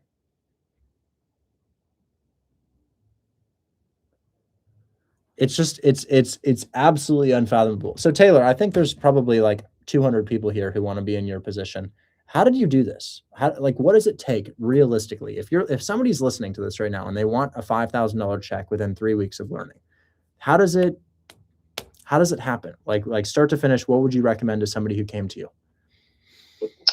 Well, first learn it. Go through the course. Learn, truly learn it.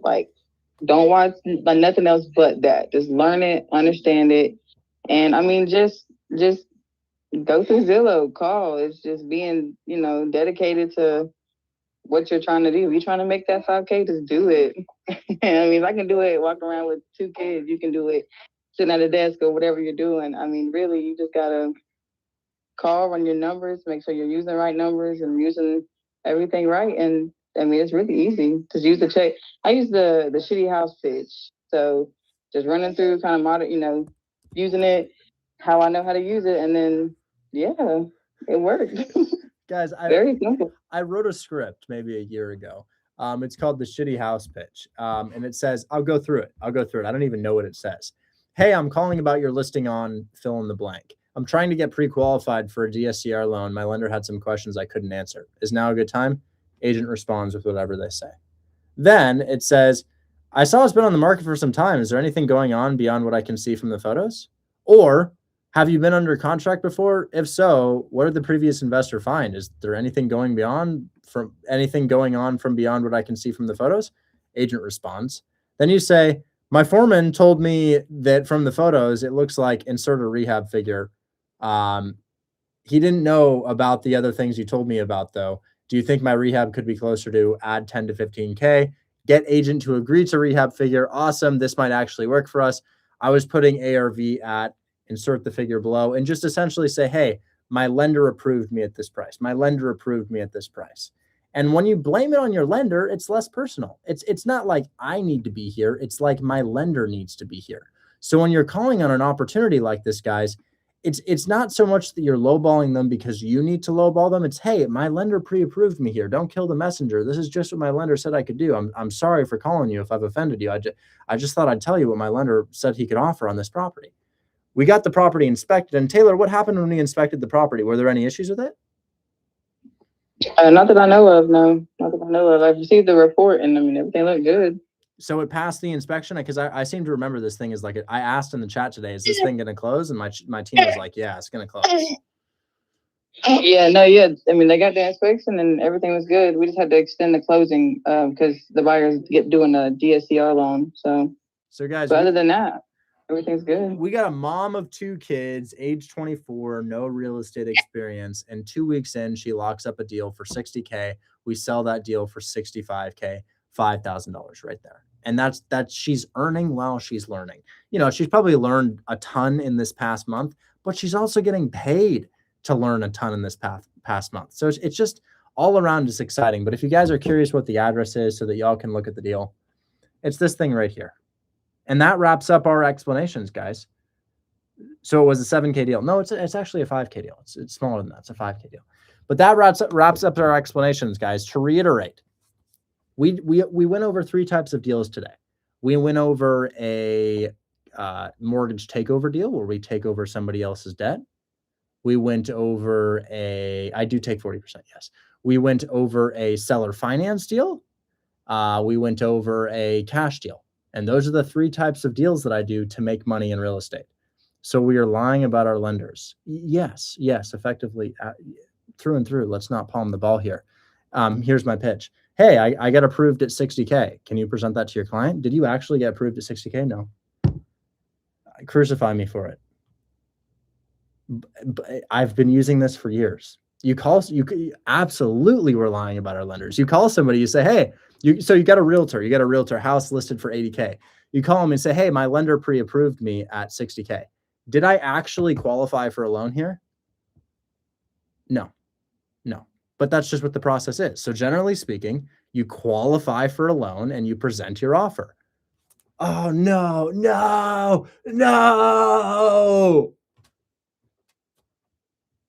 I'll tell you what, though. I do have a blanket pre-approval from my lender, which I can use at any price per my lender.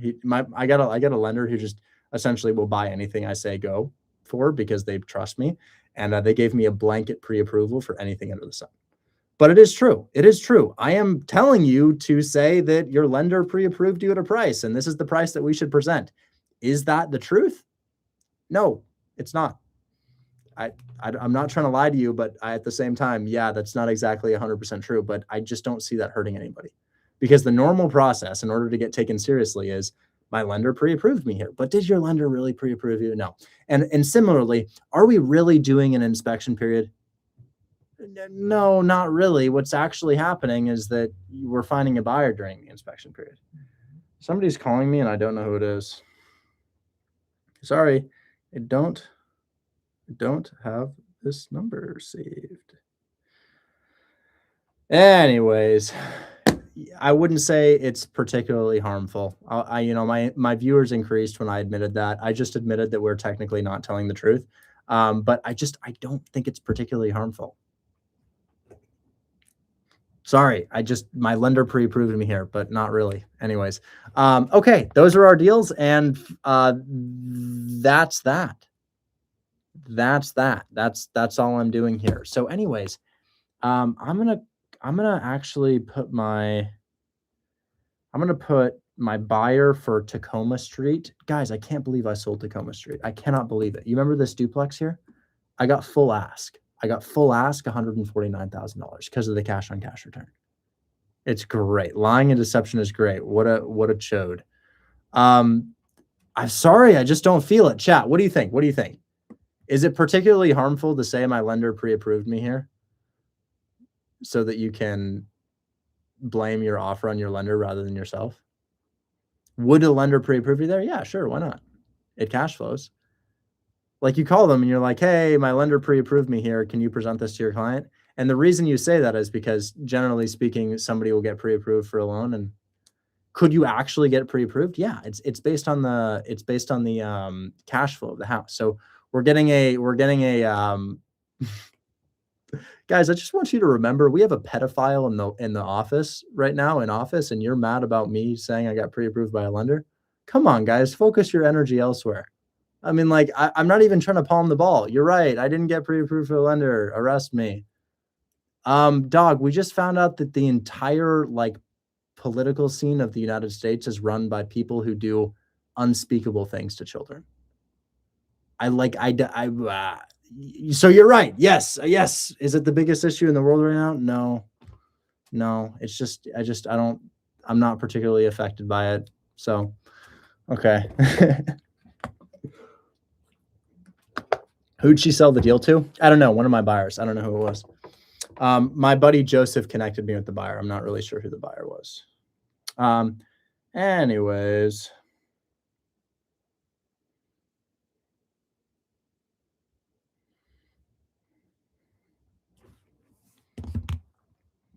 Hey, Lexi, I want you to meet somebody. This is Saeed. Saeed is buying my flip. 13605 Tacoma Street in Detroit, Michigan. I flipped the house. I bought it from a student out of Nairobi, Kenya. I flipped it, and it's just a ridiculous cash on cash return. Essentially, my tenants will be paying $2,500 minimum. Section 8 rent is $1,590, but $2,500 extremely realistically. And the price is $149, which at 20% down, 7.2% interest is like a 33% cash on cash return. So my buyer in the chat here, Saeed, saw that. He's interested in Detroit, so he's going to be picking up the deal here. It's for $149,000. Again, address is 13605 Tacoma Street in Detroit, Michigan. Can you draft a purchase and sale agreement for me?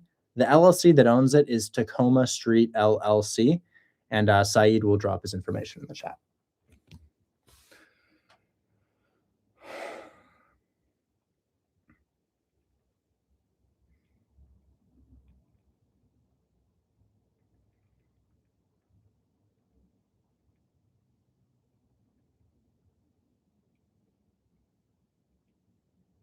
Tacoma Street, Detroit, MI. Price is $149,000. He would be getting a loan. And then I'll say, Saeed, can we have your LLC name for signing and email. And then we're good to go. Perfect. All you do is wholesale. No, I have a large portfolio of houses around the United States, and I am also in software development. I also flip houses. So it's changed a lot. I guess I'm all over the place. I have a rental portfolio made up of commercial multifamily, residential multifamily, and single family houses. I have an Airbnb. I do fix and flip, which I've just started dabbling in. I'm also in software development, and I do social media. So I guess my hands are in a lot of things, and I'm trying to enter into the fitness space, although it's not very easy. Okay. So I'm going to go ahead and do questions now. I am here to look at your deals. I am here to tell you yes or no, hopefully not shatter your dreams. Taylor, anything you need, you're all good. I was just hoping we could do an example on that deal. I'm good. Perfect. Question here is, how do we start? Well, Taylor started she was probably in my TikTok, probably in Instagram, and she clicked the link in my bio, and she joined Hold My Hand Wholesale. Software development, Buy Box Cartel. Buy Box Cartel is my software company. Anyways, Honey Beehives, brought you up for an example, but I'm sure you're all locked in. Anything you need? No, I'm good. Thank you. It was a pleasure being your realtor. That was a very long call. Yeah, no, I was hoping we could be something like aggressive as they typically were. So you did a good job. No problem. I'm going to have to rethink my entire realtor career now. That's right, man. That's right. Well, hey, good luck on how's your dispo coming? I know you have one of those being set up. Good. What's funny is that we should be opening on 4/20. Nice. Wait, what area is this in? Where do you live? Taylor's Ponds. Where is that? I don't know where that is. That area. It's like a. I really don't know how to describe it. It's got like a big bridge, and it's really pretty out there. What state is it? Minnesota. Minnesota. Great. Well, I've got a property over there. Maybe I'll be one of your customers. Sweet. Are you going to work in the dispo yourself? I'm sure I'll be in and out, but I'm gonna try to be in Portland as much as I can with the therapy. Oh, cool. Yeah, well, that's really, really cool. Yeah. Okay. Well, Yes. he's got his hands in all kinds of stuff. That's exciting, man. So many things. Anyways, well, we'll talk to you on the next one. Thanks so much for role playing with me. Okay. Sounds good. All right. Talk soon. Bye-bye. Bye. All right. Now we got our national student. This is Yusuf from Egypt. Hello, Yusuf. I did hear about your tenant being late on payments and that causing some problems. Oh, how are you doing, Rich? First, hope you're fine. I'm great, man. I'm over the moon today. How can I help? Yeah. So regarding this deal, I really don't know. Did you look into the ledger? They are paying on time. The only issue, they paid the first month of January because in the new year and stuff, they paid late, like 9 days or 8 days late. But the next month they paid at the 1st of February, actually. So actually, let me tell you this: the buyer looks like the buyer was trying to. He called the agent and he told her, "Hey, there is someone is assigning this deal to me for." I heard about that. that And price. I brought it up to the buyer and was like, "Hey, man, I don't know if this was you guys, but that was totally unacceptable. Like it can't happen." So I will say though, I connected my dispo manager and the buyer today, and they seem to be coordinating to work it out. Have you heard anything? If not, I can prompt them. Oh, Mira just talked to me, actually. She just sent me that she's talking to someone about this too, but I don't know if it's like a new buyer or someone else or the same buyer. Let me, but yeah, I have better news today. Wait, hold on. It's think just I can, crazy. I think I can revive this. I don't want to let that go. Let me give my guy a call really quick. What's the address on this? What was this one? I send it to you. It's the before the last. Hey, Stud, what's up? Hey, man, how you doing? Doing good, man. Doing good. About you? Hey, I just want to say I sold the deal on the creative finance one that I sent you. I forget what that was, but I had a creative finance deal, the 17K down one. I had a buyer. He wanted to jump on it. Totally fine. Totally fine. I'm happy you got it. All good. And then so about the other deal, the delinquent rents. We had a deal with like delinquent rents.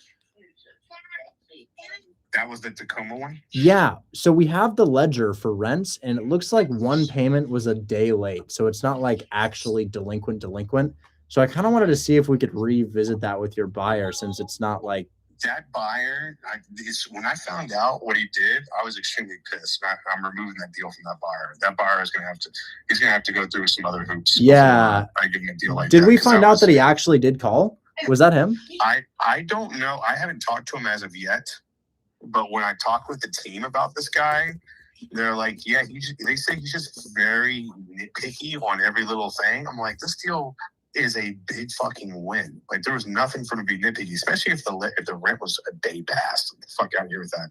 Like, that's a win all day. Yeah. So I was just very annoyed that was the response. So I apologize on my behalf. No, it's good. Stuff happens, man. I know we can't be in control of everybody we work with.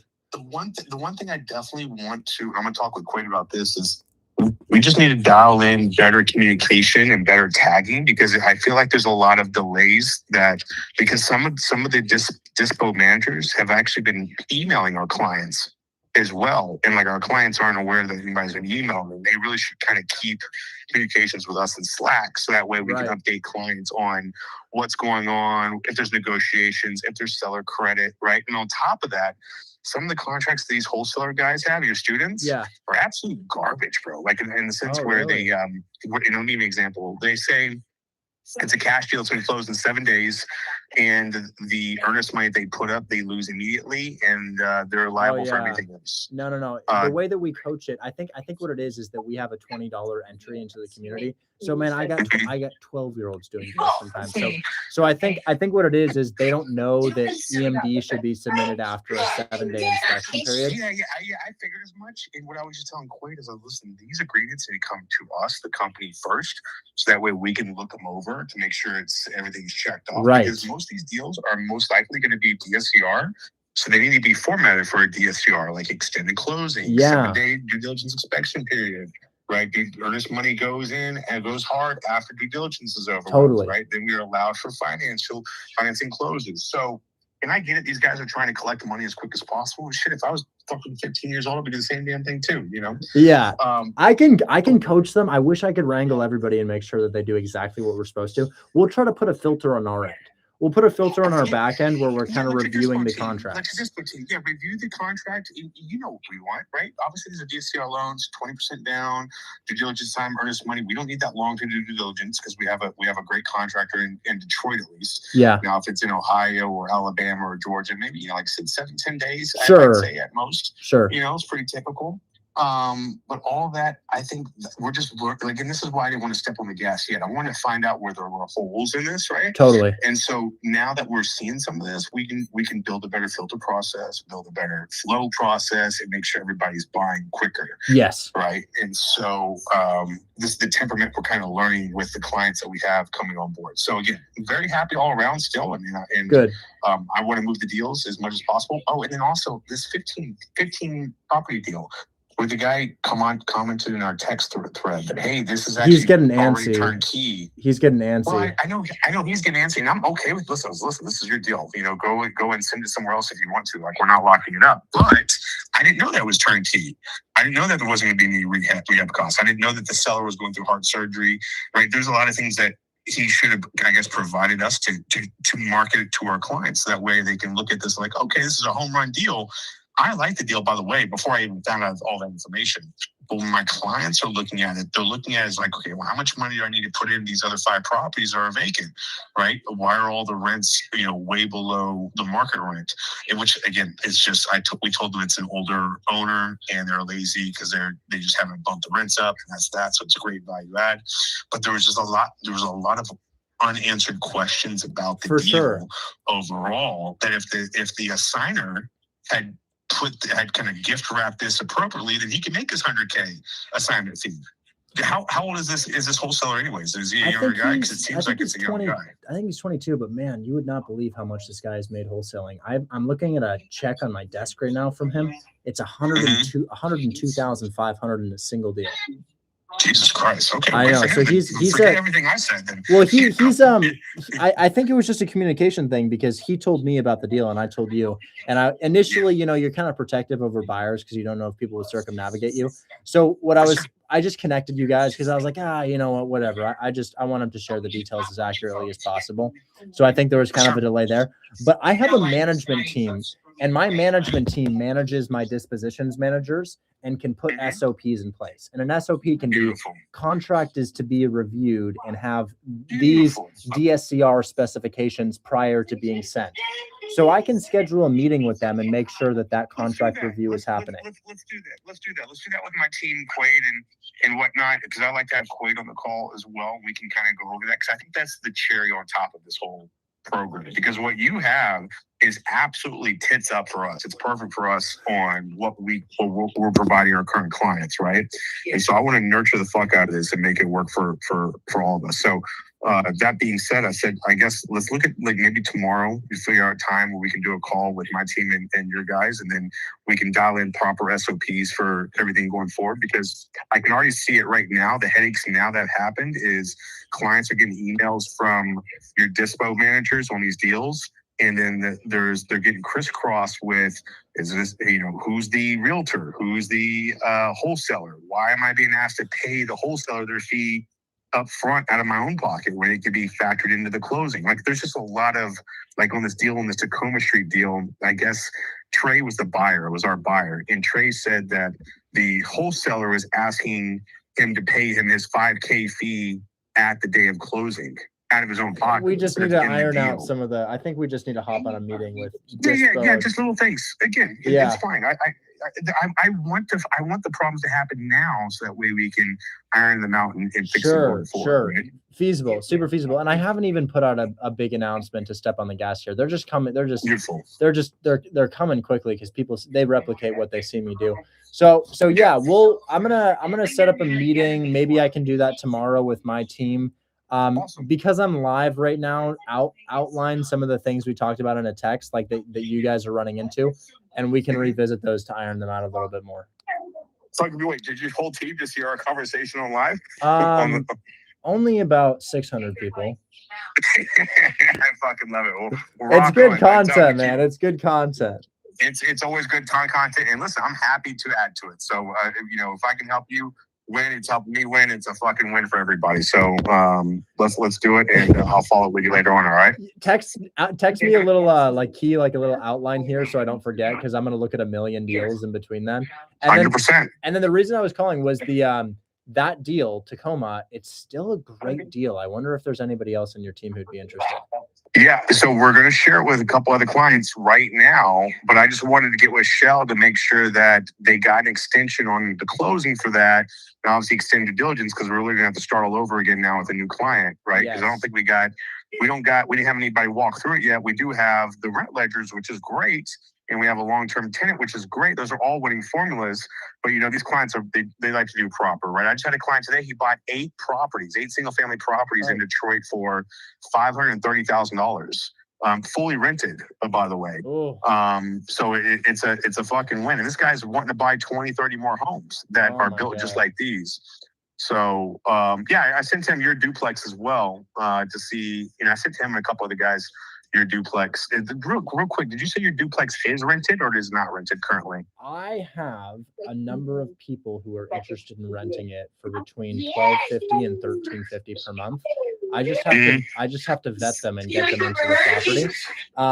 But I blasted that out to my list today, and I actually got a guy who wants to go under contract and inspect it. So I might be do it, man. So I might be selling that one, which is oh my god, it's great. I'm gonna make $52,000 on it. Good for you, man. Fuck yeah. Wait, are you making that because you bought it low and you rehabbed it? Yeah, man. I bought it for 58, and you know who found it for me? A guy in Nairobi, Kenya. Jesus Christ. He's literally in Nairobi, Kenya, and he found me the deal. I paid him a finder's fee, and then I flipped it, and it's going really well. What a monster steal, dude. Good for you. Fucking awesome. Okay. So, all right, great. So just let me know once that deal is locked up in contract, because I'm just going to text out a couple of people I sent to, say, you got an hour to get a response to me on this. Yeah. Yeah, my TC's drafting it up now, but his name's Saeed, and I think he might be closing on it. So I'll let you know. It's already a done deal. That's fine. Yeah. If it's not a done deal, just text me. I'll assume the deal is done for right now for what it is. But if anything changes, just let me know. We'll see. I don't know. He still have to inspect. But the thing is, I told him, I was like, look, if anything's wrong with it, I'll just fix it, because I'm the guy who did the work. One last question I want to ask you. What happened to that fucking guy that stole like 27 grand from you? Did you ever get anything back from that? Oh yeah, that dude. I sued him, and I got a default judgment because not that one. No, not that one. The contractor. And he told you to kick rocks afterwards. I've had people steal from me multiple times. No, but the first time they stole, I actually made 300% on my money. It was insane. And the second time, essentially I posted a video, and the video got 600,000 views. It went viral. And now every time you search his name, the video pops up, and it's literally him crashing out, being like manic.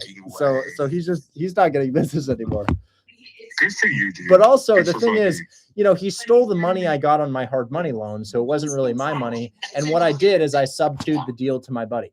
So my buddy I sub-2'd it to him, and he has a rehab crew, so he was down to take it. And I really ended up losing maybe $1,000. Beautiful. Absolutely happy here. Well, listen, I got screaming kids in the background, big dog. So no worries. I'll catch you later. But text me outline of what you guys are looking for change wise, and I will schedule a meeting with management tomorrow. Yeah, I will send it over. Great. Enjoy your night. Thank you so much. Talk soon. Bye bye. Dude, that guy's great, man. That guy's great. Yes, I can't. You said you're moving to. Dude, Honey Beehives, you've got my phone number, man. We'll grab. I'm obsessed with breakfast in Portland. Breakfast in Portland and dinner in Portland. I'm just obsessed. We got a lot to talk about, man. We'll. I'd love to. If you're ever in Oregon, let me know. We'll make something happen, man. That would be really fun. I think that would be great. Guys, there's a couple people in my Discord I really want to hang out with. I want to get Jesimar out here. Jesimar is really cool. I feel like I'd really enjoy hanging out with Jesimar. And then a couple others as well. But anyways, Yasu, I think we're going to revive that deal, man. Don't worry. Sounds good. But regarding what he said, Joseph said, I usually lock my deals up as a cash deal, as I did hear from you that they usually use a private money lender. So it seems like they just do it. I use the private. So you're right. You're right. I did say that, but I little bit of a mishap. I use a private money lender in my deals, but not everybody has that luxury. Private money is usually short-term money, like for a fix and flip. But if they're going to rent out the property, it's DSCR, and we should generally speaking structure deals for DSCR loans if they're going to be rentals, which is probably my fault for not communicating well enough on. But I do think that deal right there can be revived. Okay, sounds good. And yep, the next thing that I wanted you to know is I just sent you another deal too. Have you checked it? The one in Cleveland. No, let's see. Yeah. Wholesale. Yep, I got it under contract today. 110. Interior looks to be livable. Yeah, it's fully rehabbed. Fully rehabbed interior. Okay. And it is it's a single family. Nice. It's a single family. Yeah. And it's been there for 100 days. What'd you get it for? I got it for 62,000. And it's rented out for 1250. I don't believe that I got it. Actually, the seller just signed, and I just did it. Like I told him, hey, it's not going to make sense to me until we get it for 62,000 max. And they said, wow. Actually, the seller accepted the deal, and I was like, what the hell? Holy bro, I don't think you understand. This is gonna be like $10,000-$12,000.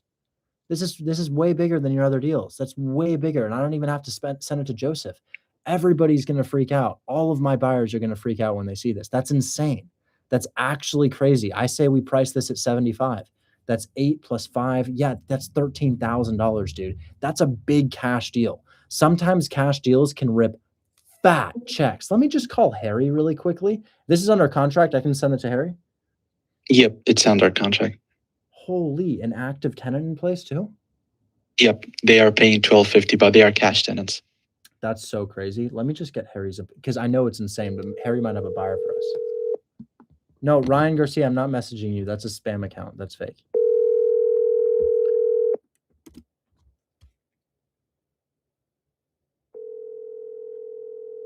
Oh my God, dude.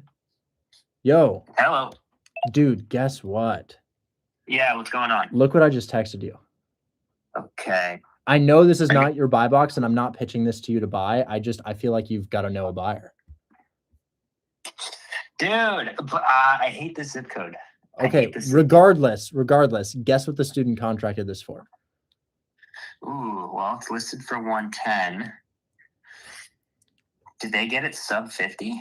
Dude, they got it for $62K. It's in turnkey condition with a tenant paying $1,250 per month. Really? Isn't that insane? So I was sending that to you because I thought you might know a turnkey buyer, but we're going to blast it out to our system. But dude, regardless of the zip code, tenants in place already, they're going to lose their mind. Oh my gosh. Are they on a long-term lease? I think they are. How long is the lease, man? Do you know? No, I still didn't receive the lease and ledger actually. But yeah, we'll know soon. But anyways, under contract 62. That's just a ridiculous discount. It was initially listed at 130. Wow, maybe word's getting out that Harry Golds doesn't like this zip code, so the sellers are just dropping their pants over the price. Well, dude, it's just the deepest discount ever in Cleveland. I just thought I'd show it to you because it's just such an amazing discount. That's cool. That's pretty sweet. That's pretty interesting. All right. Well, hey, Cool. I'll catch you later. I put a text in the group chat. Okay, cool. Yeah, feel free to drop my IG as always. Yeah. Harry Gold on Instagram, guys. Hey, and today's a special day, dude. You just closed on your first flip. So well, getting contracts signed. I got on contract. Fair enough. Yeah, still got to inspect, but yes. Okay. All right. Cool. Talk soon. Bye bye. Hey, I got a guy in the chat that says, "Can I be a buyer for this?" CT Realtor. Yeah, I get this too. Can we do 70K? We got it. It's listed at initially 130. Got it for 62. Give it to you for 70. CT Realtor. Your down payment would be 14K plus closing costs 19K. So if you're serious, I will connect you with my team right now, and we will assign the deal to you. I got a buyer in the chat for this right now. Yasu. Send me. It's amazing. And actually, I looked into spot crime, and there is nothing there's nothing happening. I know it's really close to East Cleveland, but it's out there. But yeah, the area is really good too. You can check the area too. Yeah, I saw. Well, hey, CT Realtor, I'll tell you what, I'll text you my address and phone number. If you want it, call me, okay? But it's just that's a lot of money. And you're in Egypt? Yes. What part of Egypt? Like Cairo? Where do you live? Yep, Giza. It's really close from Cairo, actually. Yeah. God, that's crazy. You know, Pyramids, it's really like 40 minutes away from me. Yeah, that's insane, man. It's just crazy to me that you're doing this from the other side of the world and it's like working for you really, really well. Yep. And I have a deal in closing for $5K right now. It's a Fairmount deal. And you're gonna get it. You're gonna get this other one back, man. It's a really good deal. That Tacoma one. It was just a weird Hopefully. situation. And I hope you heard what that guy said, where he said that he dropped the buyer on his team who called the realtor. So that guy no longer. Yeah. I know it's not usually happening with you actually, and with my deals too that I actually closed. But yeah, I just wanted to understand, Richard, regarding the contract. So when it comes to the terms for the DSCR loan deals or the cash deals, should we get it for a cash sale or a cash with a new mortgage? Because I really still don't understand. Because It's my I fault. can provide. No. I'm not speaking like it's your fault or something. I mean like for the next deal or something. Because yeah, I usually do the same terms. Actually, 10 business days inspection. Or 7 business days, and EMD submitted first day post inspection and everything, 30 days. That's I usually okay. use 14 days, but we can extend it at the end of the day, right? Yes. So I would say a DSCR loan could take 30 to 45 days to fund, maybe 30 days, maybe 45 if there's mishaps there. But I think the thing here is that we just need to have a 7-day inspection and an EMD post inspection, and then put in a financing contingency. That's the only thing we're missing. Financing contingency, and then that allows us to back out if there's lender issues. And how I do that? How like I pitch this? Because I usually say, hey, I'm using whether you just throw it into the text. So let's say you text them and you say, hey, I'm going to have a 10-day or I'm going to have a 30-day close. I'm going to have 7-day inspection, EMD post inspection. And then I'm going to have a financing contingency, which is standard. It's not a big deal. Really not a big deal. Because most, think about it. Most people don't buy these in cash, right? Mhm. Yeah.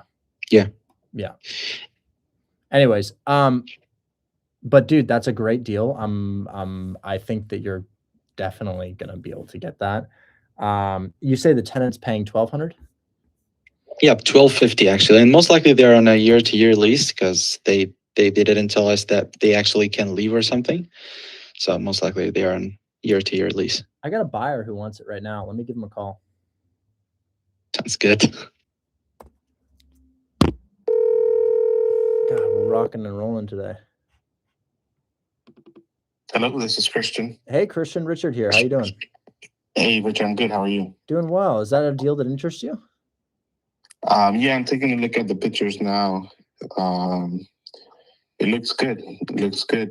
It's so this is one that we'd have to connect you with our lender for. It's a DSCR loan deal, unless you buy in cash, which I wouldn't recommend. But yeah, this is it's just a 70K is where you'd be able to get it. And you're looking at 14K down plus whatever closing is 4 to 5K. And tenant is paying $1,250. So you should be looking at roughly a 30% cash on cash return there. All right, I'm looking to figure out the monthly payment on it as we speak. I'll tell you right now. All right. So let's say you get a loan for 70, your down payment's 14, your interest rate would probably be 7.1%. That's a $376 monthly payment. And then taxes and insurance on this property are coming out to be 176 plus 40. So 176 plus, call it 50. So you're paying 602. You'd be paying 602 per month. Tenant is paying 1250. I look at the 1250 as 20% less than 1250, just for shit that could happen. So I'm taking $1,000, just 20% off 1250. I'm subtracting 602. You'd be making $400 per month. Yearly, you'd be making about $4,800. Dividing that by your total cost of entry, which is 14 plus 5, $19,000. Your ROI would be 25.1% ROI. Stock market's like at 8 to 10. So it's, yeah, this is something our our buyers would jump on. But yeah, let me know if that's something you want. You can shoot me a text if you want me to pair you with my TC team to initiate this. Yeah, the numbers look good. It makes sense. Connect me with the lender and I'll talk to him tomorrow. Great. I'll call him right now and I'll put you in a chat just to make sure it's something that he could do. But yeah, I'll if it's something that he can do, just shoot me a text and we'll be able to get it done. All right, sounds good. And you have a closing team because this will be my first purchasing. Yes, Ohio. yes, I do have a closing team. All right, perfect. Sounds good. I look forward to your text. Absolutely, text in. All right, bye-bye. Call Kian San Diego. Calling Kian San Diego REI.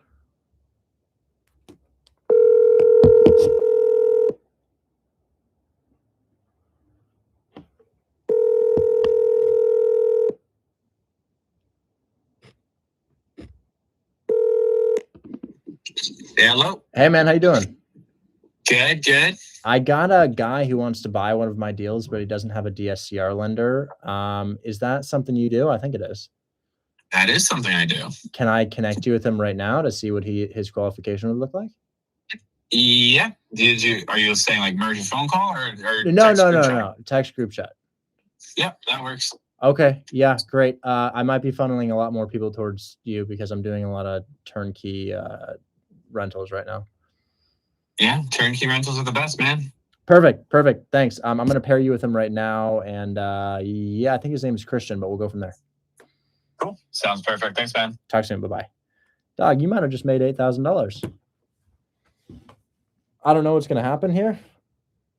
I don't seller finance everything, but I seller finance everything I own, except for my fix and flips, but I don't own my flips loan, right? I get private money loans for my fix and flips. Wow. Christian,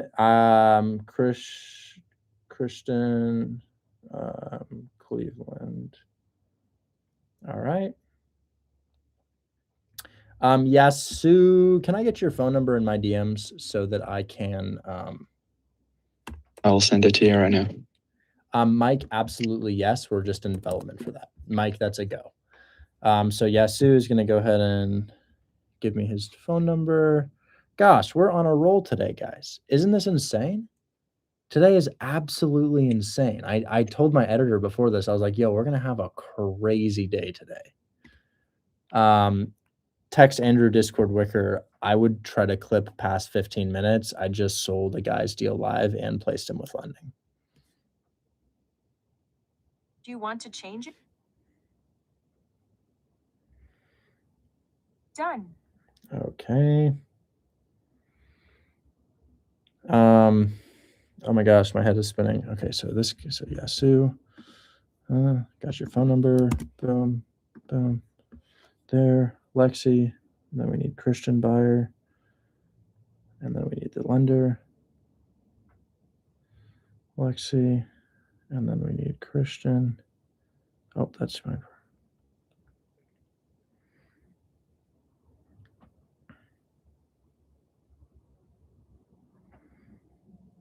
And then we need.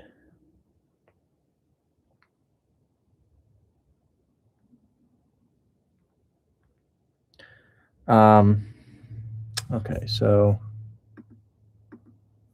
this address, I'm trying to find it. Damn, where'd it go? Found it. I have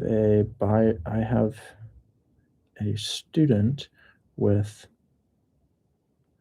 under contract. We have a buyer under contract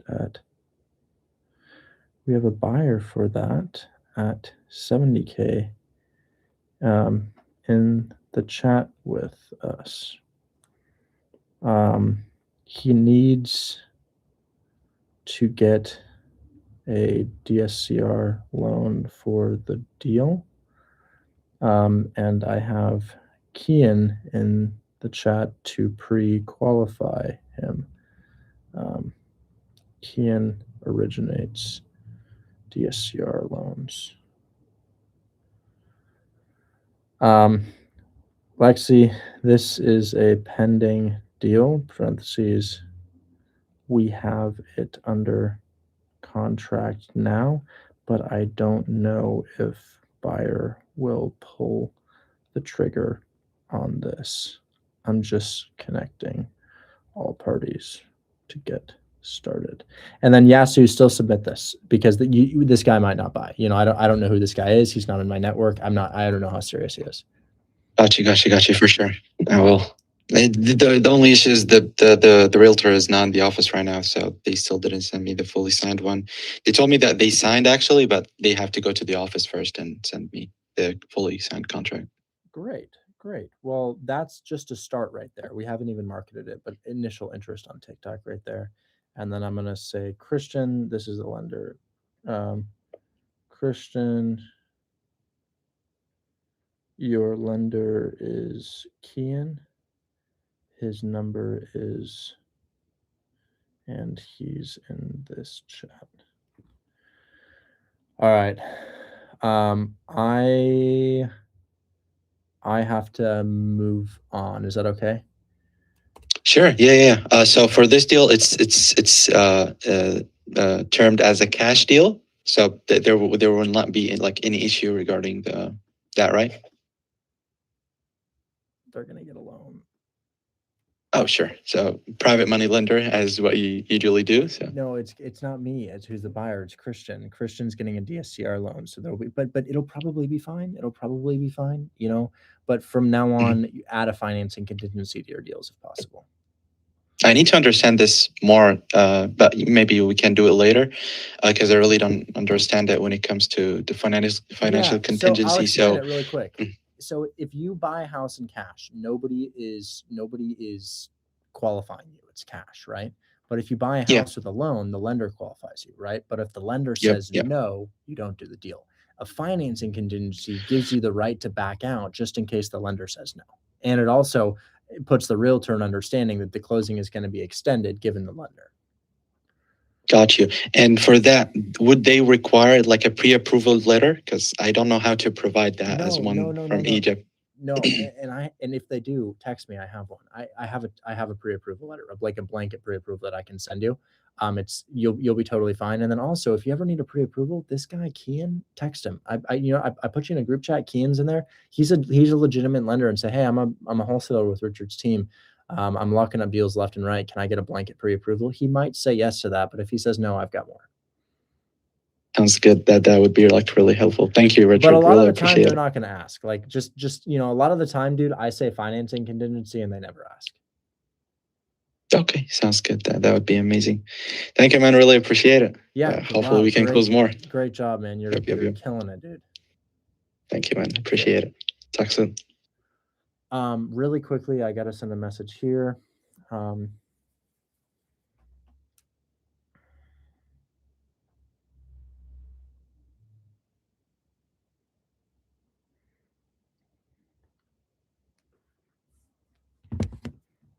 Hey, so I had some private pay normal tenants reach out to me, and those normal tenants are not Section 8. What I've come to learn about Section 8 is that it's great. However, it usually requires the Section 8 inspector to go out to the property, confirm the condition of the property, and then it requires probably a 45-day waiting period before you're placed with a tenant and a voucher. It's a process that I've never gone through before. I actually don't know how to do it. However, I can pair you with somebody who does know how to do it. My buddy Harry does it all the time. I can maybe get you normal tenants.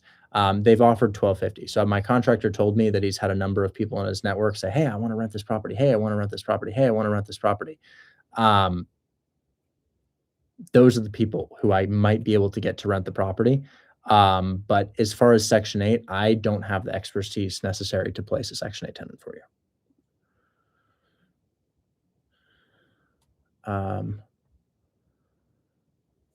Bear with me. Kent, I see that. Let me call Chris and ask. Or actually, no, I think I know Kent. But Kent, just type #submit, remember? #submit. So Kent, I'm going to share my screen and show you, but if you just type #submit, you can submit deals like this, remember? That's how I would do it. And then beyond that, I would also say you can probably submit. I think I know how to do it. So you log into Buy Box Cartel, right? Approve.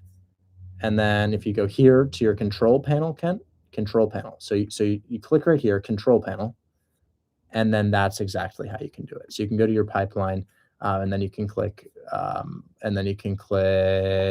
home, search up your address just like normal. So here's the normal site within that site, but let me get clarity. Let me get clarity from Chris really quickly on that.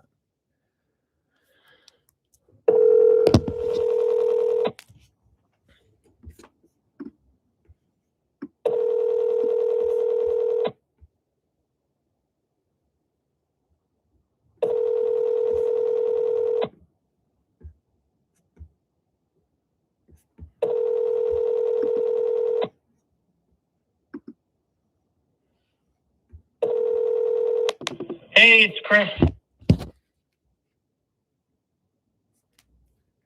Hey, how do people submit deals to us on BuyBox? Because right now, guys, the way I'm submitting is I'm typing hashtag submit right here and submitting through these portals here. But you can still submit on BuyBox. Oh shit, Kent, you got your first deal.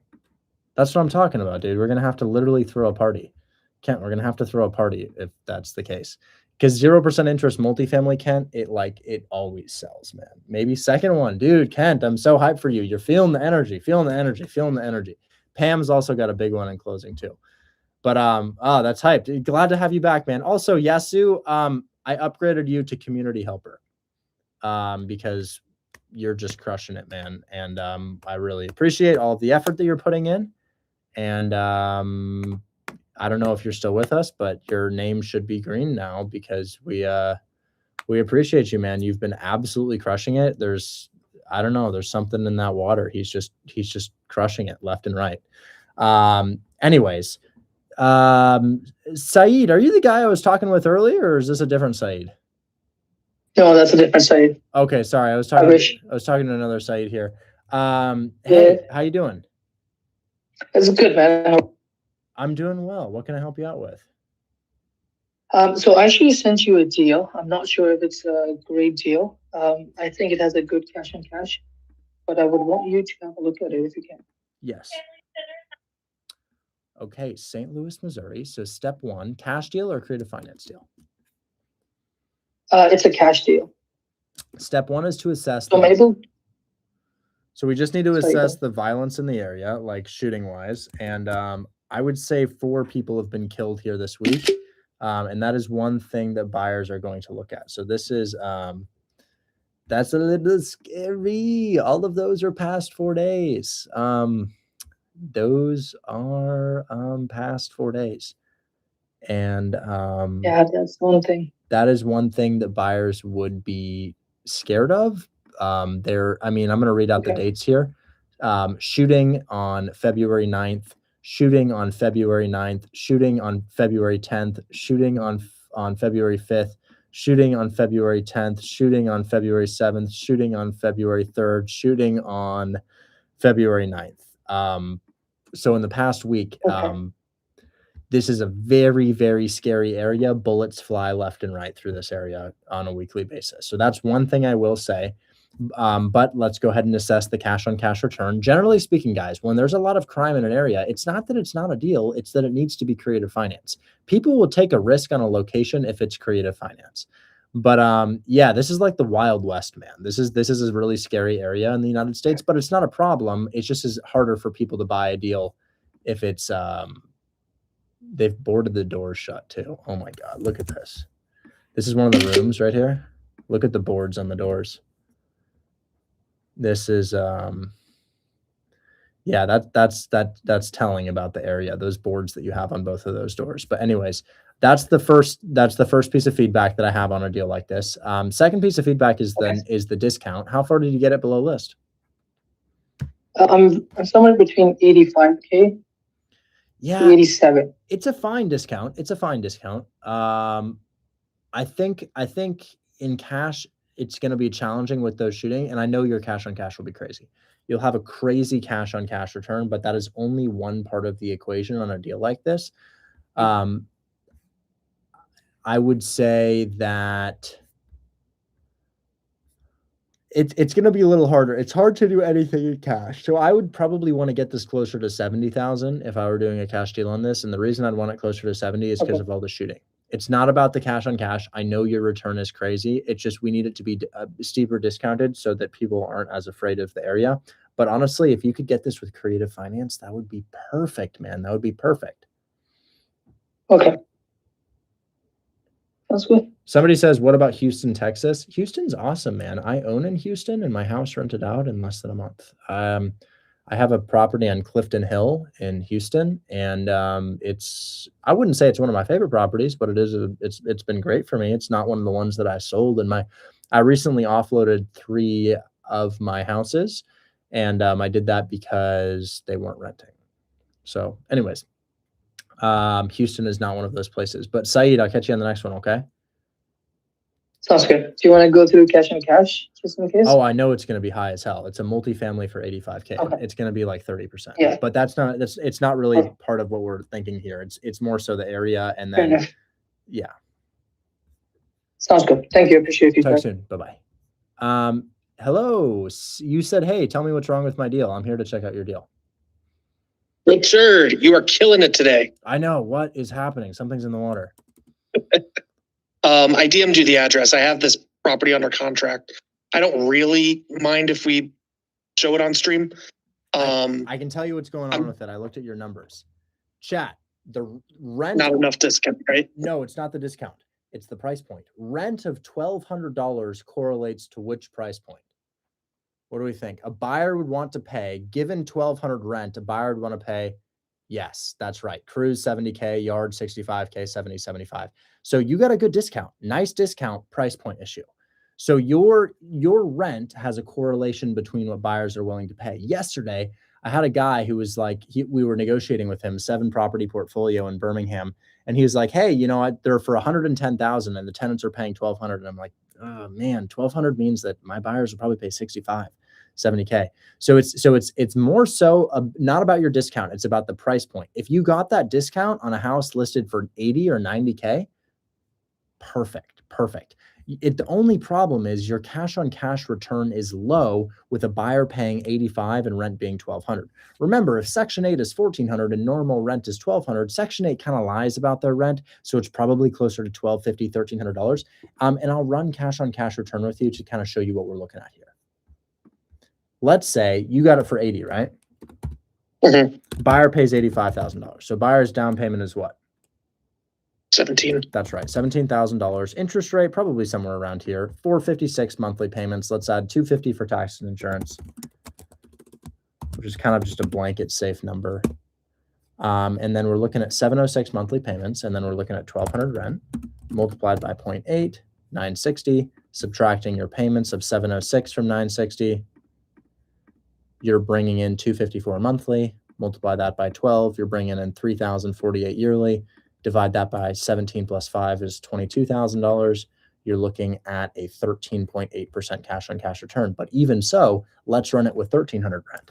Let's do 1,350 rent even. So 1,350 rent multiplied by 0.8 is 1,080. Now subtract your 706. So I just upped rent by a crazy amount, maybe an unrealistic amount. What's that? 706? Yeah, 706. Then we multiply by 12. You're making $4,448 divided by a $22,000 investment. You'd be looking at a 20% cash on cash, which is bare minimum. And that's if it goes for 1,350, but buyers are probably seeing it closer to 1,250, 1,200. But that ultimately, Right. It's not your discount, it's the price point and how it correlates with the rent, which I beg you to keep trying, man. I know that this is going to be really hard to hear, but I beg you to keep trying. This will change your life. This business is about how many hits can you take and get back on the horse. Gotcha. Makes sense. I like the attitude, man. Some people get really frustrated, but remember, I canceled so many contracts before I got one accepted. Yeah, no, totally makes sense. And hey, gotta love the process, right? It's gotta be fun. Yes, man. And it's I know how it feels. God, it's frustrating. It's incredibly frustrating. But dude, when you feel the energy from everything starting to click, which will happen, and I guess I'll put it this way. People are willing to invest in a Roth IRA and they're willing to put $500 a month into it for a return in 50 years. This is a bigger return in 2 or 3 years, and you don't have to invest anything but your time. So compare it to like other large payouts later in life. Roth IRA invest monthly for the next 50 years for a payout, right? Even factoring inflation, it'll be much lower than it actually is. But this is invest nothing for 2 years for a much bigger payout. You know what I'm saying? I totally get you, Richard. Yeah. I love learning. I love the group. Well, thank you, man. I appreciate it. Great attitude. Stay locked in. Okay. Yes, thanks. Bye-bye. Soren, that's really nice of you to say. I really appreciate that. Thank you. All right, guys, we'll do a big giveaway today. Let's do $50 cash, $50 cash. Okay. Cause we're in the money today. $50 cash for our giveaway. Hey, Richard, I have a deal that I need your help to get done. Hey, Don Z, is it okay if we chat tomorrow, man? I want to go play ping pong. One question, please. Let's chat tomorrow, guys. Let's chat tomorrow. But don't worry. We've got tons of people who could help you out here. Oh yeah. No, Mora, I'm literally in the ping pong club. I'm literally like, there's a ping pong club in Portland and I drive 30 minutes to go there, like probably 3 or 4 days a week. But, okay, guys, can we do a country capital today? Because we got so many foreign people in here. Let's do I think you meant to say 500. No, I don't want to give away $500. Goddamn. Let's do a show a flag. Ooh, that's a good one. I like the flag.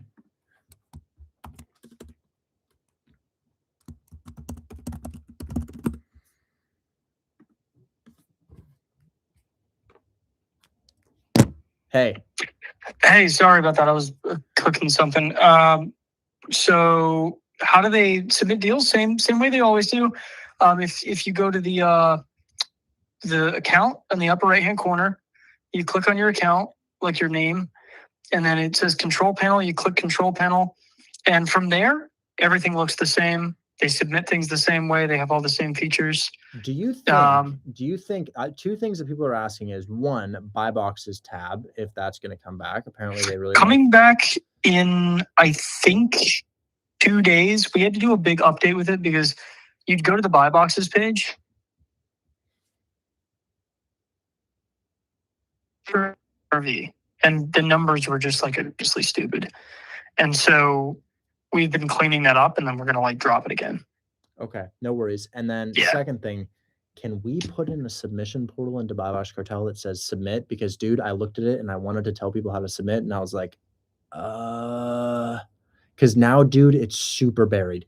You have to go into Buy Box, go to control panel, navigate back to normal Buy Box, put in an address, click Go Creative, and then click the contract button. And it's so scary. I didn't even know how to navigate it myself. So like I said, remember when I came over, I whipped out my laptop and I showed you the design for the new workflow? Yeah. That is what you're describing right now, and it's coming out in like a week. Okay, so there'll be a tab that's just the same way there were buy boxes. It'll be like submit, and there'll be a way to submit. Exactly. So there's a deal checker. You check your deal, and if you like the outcome of what you're seeing, it's going to say you either have matches or you don't. Either way, it's going to let you submit. But from there, you save it to your pipeline. So it's like, okay, I like what I'm seeing on Buy Box. Good number. Maybe there's buyers, maybe there isn't, but maybe I want to submit anyway. Save to your pipeline. Then you go to submit. You can generate a contract from your pipeline. It's much, much easier than what was there before. It just makes so much more sense.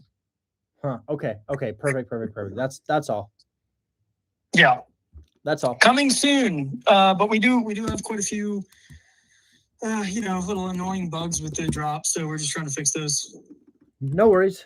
All right. Anyway, talk to you later. Catch you later. Bye-bye.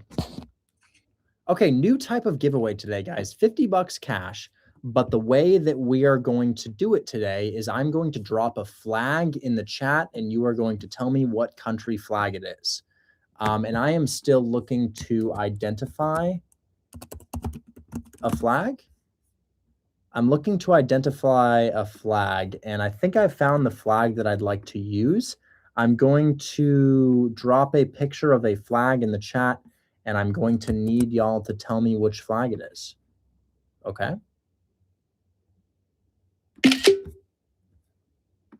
All right. So I have a flag here. If you can guess which flag this is in the chat, I will give you $50. Okay? 3, 2, 1. What flag is this?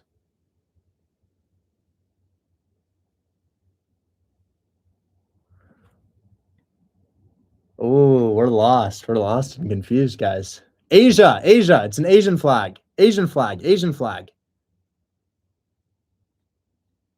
And there we go. Okay. All right. So, guys, I'm going to show you the flag. We got our answer here. This is our flag right here. What flag could that be? Remember, this is for the Discord. We got all kinds of answers in the chat, but the correct answer is Taiwan.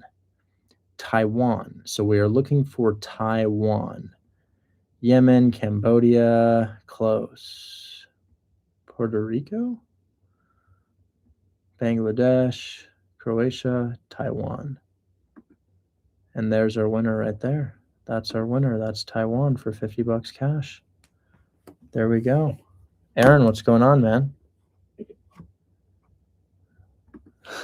I can't hear you, Aaron, but how do I send you money, Aaron? Venmo, Cash App, PayPal, Zelle? Shit.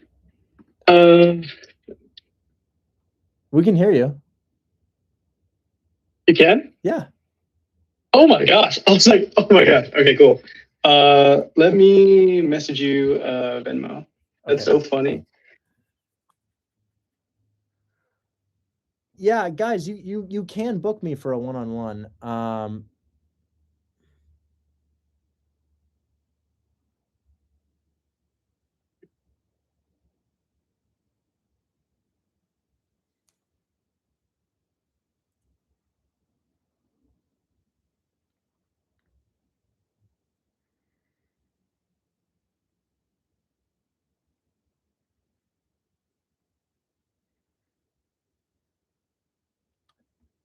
You can do one-on-ones if you want.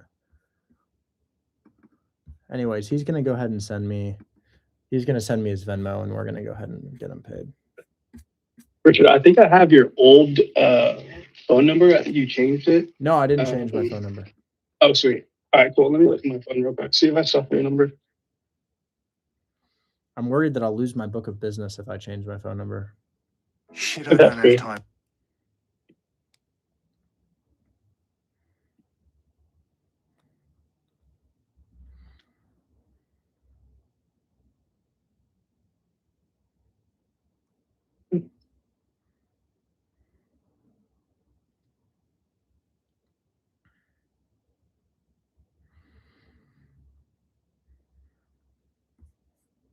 Are you DMing me? I'm trying to find your number. Just no text, need. But Just I can just DM you. Just send me a DM, man. All right, sweet. How do you join Hold My Hand Wholesale? Great question. If this is TikTok, you're clicking the link in my bio, like that, and then you're clicking the first link right here, and then following the prompt. Oh, what the hell is that? Yeah, following these prompts. The one-on-one link is also linked in my bio. You can book me for a one-on-one if you want. It's just you can also do Hold My Hand Wholesale.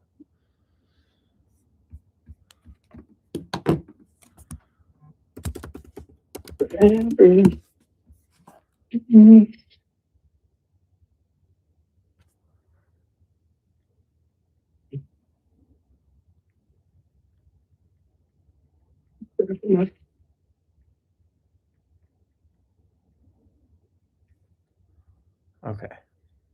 Do you DM me?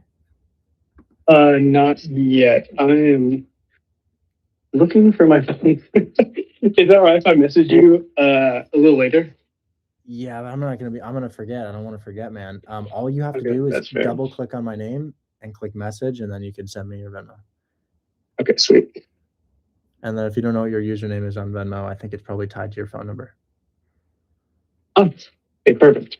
I was like, I don't remember my username, but I let's do that. have a phone number for you. It ends in Yeah. 03. Okay. Correct.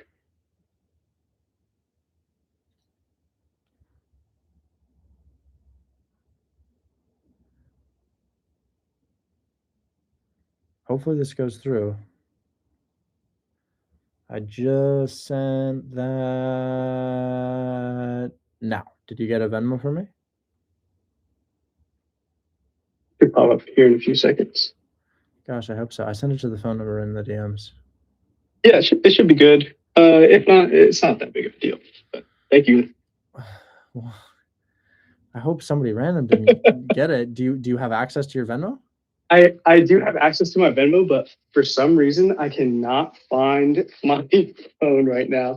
You can't find your phone. Okay. Well, let me know tomorrow.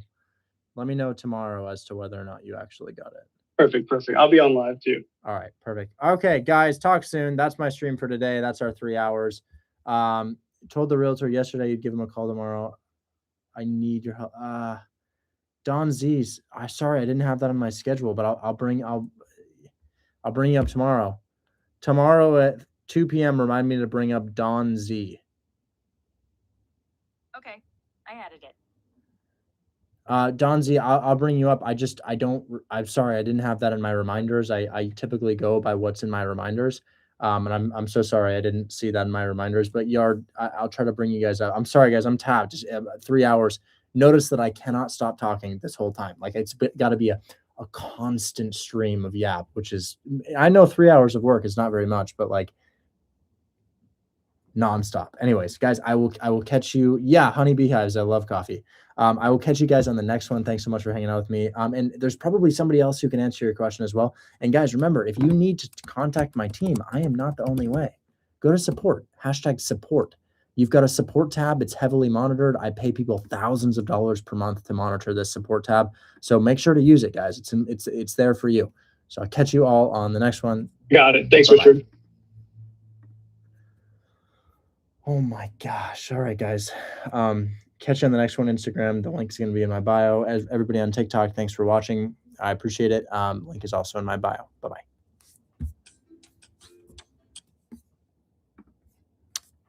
YouTube, thanks. I appreciate all of you. I guess we got to send this really quick. This is going to GT Properties Group, and this is and transfer. Great. All right.